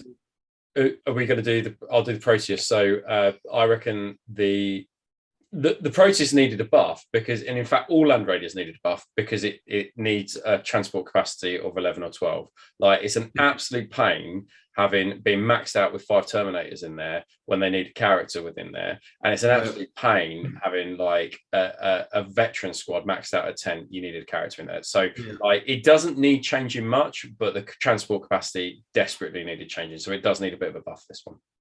So this is all the Land Raiders. Yeah. I actually think, and I think the Achilles, for me, but I don't think the Achilles is going to exist anymore. But I always felt the Achilles was good, but overpriced, so I think that needed a nerf. Yeah, agreed. But sadly, I don't think it'll. No, it won't exist. The trouble was, you put 5 Terminators in the Land Raider, and Terminators aren't that great on their own. They need that support, don't they? Yeah. So like a champion, just something like your Primus Medicate, something that could go with them. Yeah. Fire Raptor gunship. Is this me? I'd say awesome. I don't think it's overcosted. It just needs a plastic model. Desperately. Because it's just an absolute ball ache to me. Yeah. Achilles Alpha Pattern Land Raider. Oh, that's expensive, isn't it? It's 300 points, I think, base. Yeah. Whoa. Okay. Maybe a bit of a nerf on the points, maybe taken down a touch. Cool. So buff it. Yep. Reduce the points. Yeah. Although again, we probably won't see it. Artillery Tank Squadron, Rob. So this is all of them. Yeah. So I always felt these were quite good, especially when you take them on mass. You were limited to they did savvily limit it to, it's a 0 to 1 choice, right? So you couldn't take like 9, I don't think, of these. No. You can take 1 to 3 tanks. You can take a squadron of 3. Yeah, that's what I mean. But you couldn't. It was 0 to 1 squadron choice, so you couldn't take 9 Medusas in your list. Oh, sorry. No. So I feel these are a little too good. The Medusas in particular, I think we probably need to drop 1 strength. So for Medusa, I think I would probably nerf the Medusa slightly. But for the Basilisk, I would probably keep the Basilisk as and the Whirlwind. And the whirlwind? Oh, the whirlwind. Oh my god. I don't have much experience apart from Pete's spam of the whirlwind, which I found a real pain. But actually, I don't think the whirlwind needed too much to change with it, really. Yeah. So I have 2 units in the current edition that make me sad, and the Medusa is one of them. I feel like it just removes things every turn, and because it's strength 10 AP2, is it? Is that what it is? I think it's like 2 or 1. Yeah, it just kills. Like if you take an infantry-based army, this just deletes a unit every turn. Yeah, it was just too good, I think. Yeah, I agree. And talking about the 2 units that make me sad, this is the second one. Yeah. So the Vindicated Siege Tank. So I'd say as just the Vindicated Siege Tank, I think it's okay. Yeah. I don't think it's overcosted. The range is quite short, which can be limiting, but isn't terrible. Yeah. I'd say with the laser destroyer rate, it needs a massive nerf. Yeah. Because if you don't move, you roll a D3, you get 4 shots. You're just deleting a tank every turn. Yeah.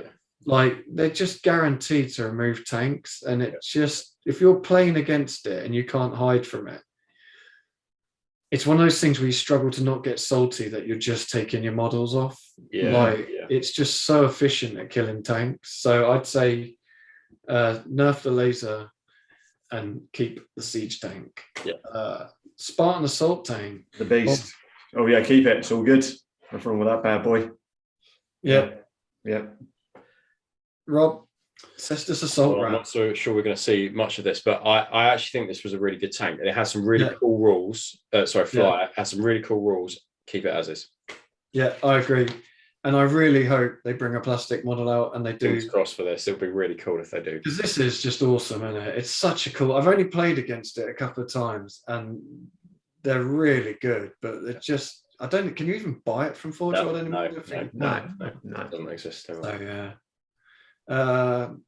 Venator tank destroyer. I personally would say keep it as is, but some people don't think it's that good. I think it's unreliable at the moment. I think it can do amazing stuff, but I think that if you're relying on it to do amazing stuff, it will fall short. I actually think I quite like that, because you can't just guarantee to kill a tank every turn. But I think it needs twin linked. I think because you're hitting on 3s and it's only 2 shots. I think it needs a buff of twin link to the maximum, the most. I think I would do that. Okay, so maybe a minor buff. But the sponsor weapons, like I understand that you need them for your weapon destroyed results. They're useful then, but like they're useless because it's got ordnance, and it's just like So I think it's ill thought out. I think in terms of its current place within the meta. Yeah, I'd agree with that. Scar and battle tank. Boom. Best looking tank in the game. Fantastic. Nothing wrong with that bad boy. Rending cannons on the top. You can take last cannons on the side, keep it as is. Yeah. Cool. Charybdis Assault Claw. I always found this a pain in the backside because it could fire at different targets, but I don't resent it because I think it's costed correctly. But you don't see many of them because the model's an absolute pain to carry around with you. That's the thing, isn't it? It's the model. Yeah. So I actually think keep as is. We'll see if there's any deep strike changes that might kind of affect the assaults coming out of it. But I actually think as a thing, like it's actually right. Yeah, agreed. Leviathan pattern. Oh God, I have so many thoughts on this one. Alan. Spend with equipment, what, 300 plus points, 330 points in a model for a model that can get one-shotted turn 1. It's just too much. It's too much. It's just like it's not reliable. It's so swingy. Yeah, because I've had games with Leviathans where they have literally murdered like an entire army. Yeah, and I'm rolling 4+ invulnerable saves like a boss, and like literally it just kills everything. And I've had other games, particularly one against you, Rob. Yeah, your bullshit Sons of Horus. Yeah, when you laser destroyed it turn 1, and it just fucking crumpled into a melted nothingness. Yeah. And when you're playing a 2,000 point game, 330 odd points, you can't afford to lose. Turn on. No. So yeah, I think it needs a buff or some sort of buff. Radio. Oh, let's have a quick. Yeah, I love the radio. I think they're great. Nice weapon platform, loads of output. Yeah, 185 points. So you're going to say keep Paul on this one? Yeah. So for me, I think that there are, in terms of anti-tank, there are better options in terms of anti-tank than this, and that that it fills up a heavy slot for one model. I think that you need to be able to take it into squadrons of 2, kind of max, and then I think it will sort it out, because I think that the weapon options are good, like they're really good, but it's about the slot capacity you have within an army, and that's all I think you need to change with this model, because I think statistically the autocannon is the best anti-air in the game, but it just, apart from the Sakaar and Arcus, but I think it needs to be squadron, this one, or an Italian. I agree, and it also suffers from the classic Dreadnought thing that it's 250 points if you put weapons on it. And it just dies turn 1. People, there's a Duradio, I'll just shoot that and it dies. Gone. First blood. Whirlwind. This is me. It needs a nerf. It desperately needs a nerf. Yeah, absolutely. Yeah. The only thing I'd say about this is you can only take 1 per heavy weapon, per heavy support slot. That's definitely true. But I think that it needs to not be AP3. I think it needs to be AP4 at the very least. And I think because or remove the barrage, because it just. What about strength 7?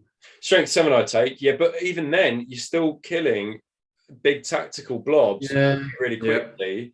True. Because it's the AP3, and it's the AP3 combined with a barrage. That's what makes it so lethal. It would be interesting to see what they do in the new edition, because we know that they've got breaching, which is you roll a 4+, it becomes AP2. Yeah, it'll be interesting. So even something like that, it needs a nerf, I think. Yeah, agreed. Malcador Assault Tank. Oh god, it's current rules. Jesus Christ. Do they sell it still on Forge World? I think they do, but it became useless once the fact came out, didn't it? It needs a massive buff, doesn't it? Yeah, huge. Yeah.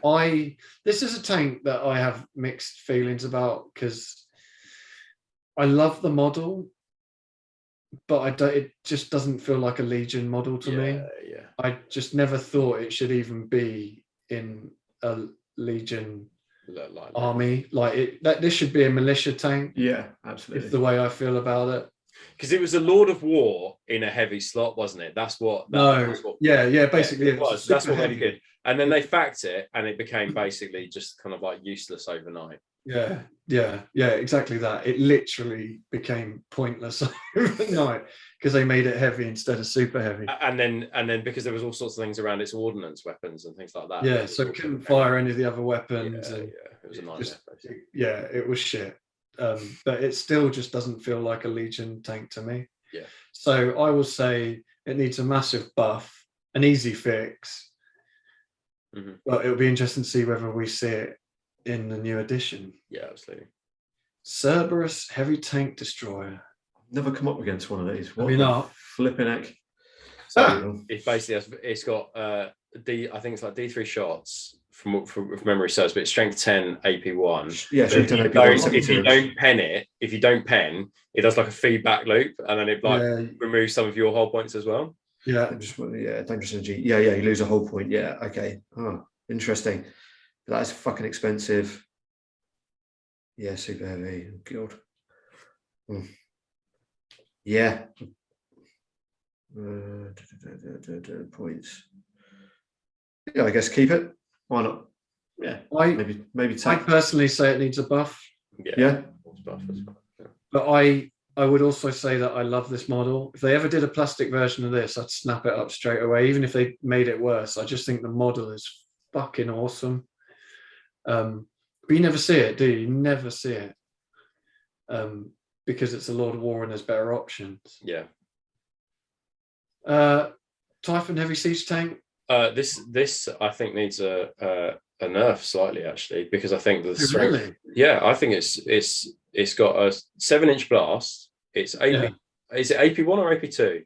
It's AP1. AP1, and it's strength 10. Like that it needs a nerf. Yeah, definitely. It's fascinating, isn't it? Because you never see this anymore. People used to take it all the time. Like 8 years ago, every army had a Typhon. Like literally, you were always coming up against these, and they were a fucking pain in the ass. Yeah, yeah. And then for some reason, they just vanished. I think the rise of the Venator caused the decline of the Typhon. Yeah, that's what probably true. But it is effective. If it stays still behind an Aegis, it's just 48 inches. You know, it's just deleting a unit every turn. I think it desperately needs a nerf. Yeah. Cool. Falcon super heavy tank destroyer. I don't think I've ever come up against one of these. It's a D. It's a large D. Blast. Primary weapon, large blast, 520 inches, 525 points. Shock pulse and feedback. I think it seems all right. Yeah, I think so. It can only fire forward though, right? It's only got a 90-degree arc, so you can't. Okay. It's not like a turret like the Fellblade, right? You can't point. Yeah, but that's just positioning, isn't it? Like, make sure it's in the right place. 12 points. Yeah, I'd say keep this. To be honest, it seems all right. Sounds good. I don't think I've ever seen it in the wild. No, I don't think I've seen one of those. I don't think it's a cool looking tank. That's why. No. Stormblade super heavy. I don't even think. Can you buy this anymore? I think you might be able to. I don't know, but it was pretty nuts. The 2 firing like modes on it is insane. So AP2 strength 8, 72-inch, massive blast. Good God, primary weapon 2. Yeah, overload strength 10, AP2, apocalyptic blast 10-inch. Jesus, 9 whole points, 455. Yeah, I think it needs for me that needs a nerf. I think needs a little bit of a tone down. I think. Yeah. But again, it's interesting. You don't really see it, do you? No. Sometimes you do. Is it me? Is it me? Yeah. So keep it as is. I think it's fine as is. I think the accelerator is just so meh. The armor bane accelerator is just like meh. It's all right. But how's that go? Meh. Yeah, keep it as is. Oh, it's you, Lee. It needs a buff, doesn't it? It needs something. It needs a buff. Yeah. You reckon it needs a buff this time? Yeah. No. I think it's shit. I think I honestly think if you play against this and you position your army right, they can hit fuck all. Yeah, maybe. I think this needs a desperate nerf. Do you? I've only played against it a couple of times, and both times maybe I'm just like a tactical genius, right? Maybe like my decision's been made by having played against it. I don't know, but when I've played against it, it has literally done fuck all against me. No, I think it needs absolutely fuck all. In the hands of World the Destroyer, I think. Yeah, but he's a bellend.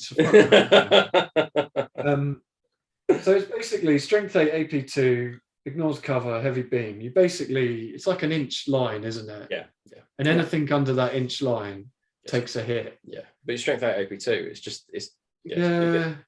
So it's basically instant death in most Marines. Yeah, that's the other thing. Yeah, but if you set it up, if you set your troops up, you can get it so they're only hitting like 1 or 2 guys from a squad.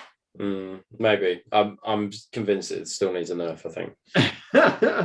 Or like monstrous creatures. So you think contemptors now. You run a contemptor at this. Yeah. Doing 1 wound on it and a deflagrate. Yeah. So you just run 2 contemptors at it, 625 points. Yeah, but in the current rule set, it can blow that contemptor up. And then it will hit the contemptor. It's lucky. Hit anything behind the contemptor as well. Yeah, but don't put anything behind the contemptor. All right. So I'd say we're a stalemate on this one. I'll say we'll keep it as is.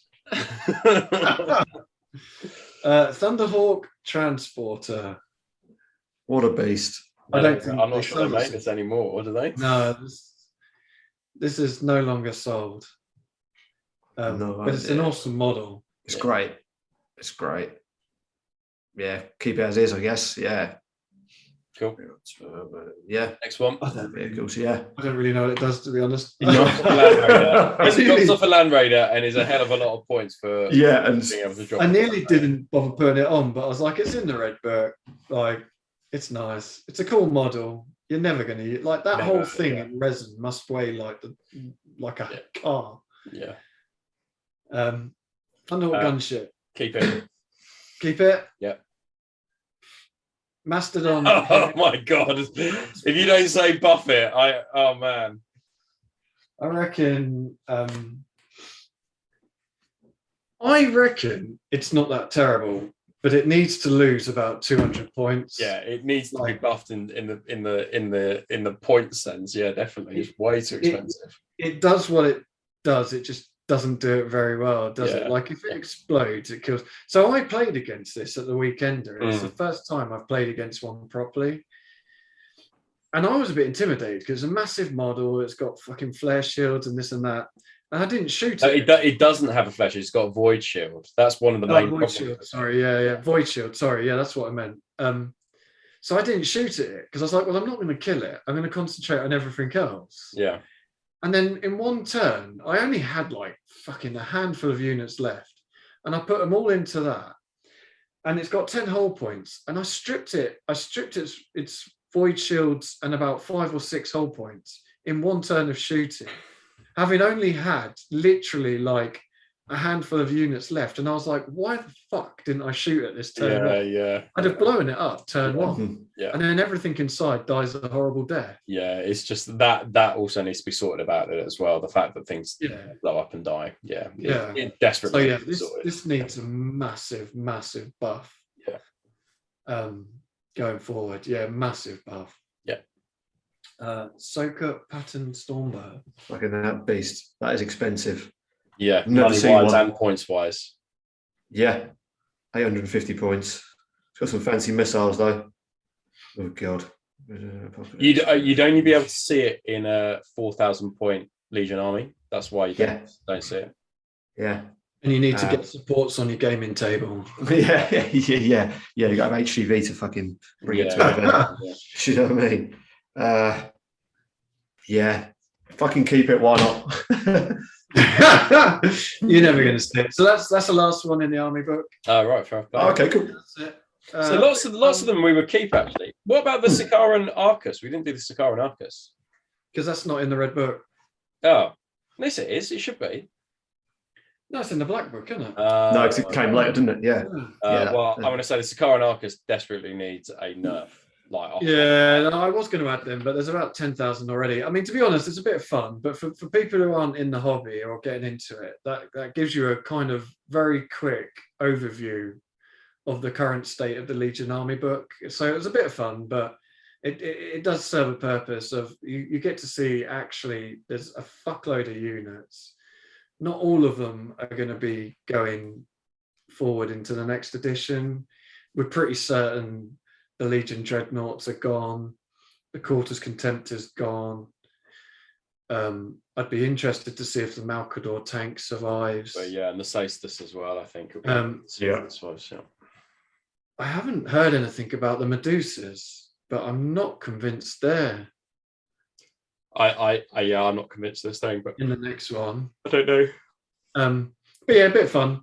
Yeah. And kind of shows you the state of, like you say, a lot of the infantry was kind of keep as is. Yeah, I think so. Yeah, I mean, they balanced it fairly okay, but you just, the ones that needed nerfing are just the ones that you saw all the time. I mean, that's the problem, because they were just, in terms of options, they were just so good. Like laser destroyers and things like that. So but we haven't even opened the can of worms of Legion specific things, because that's where it really gets to, like, nerf.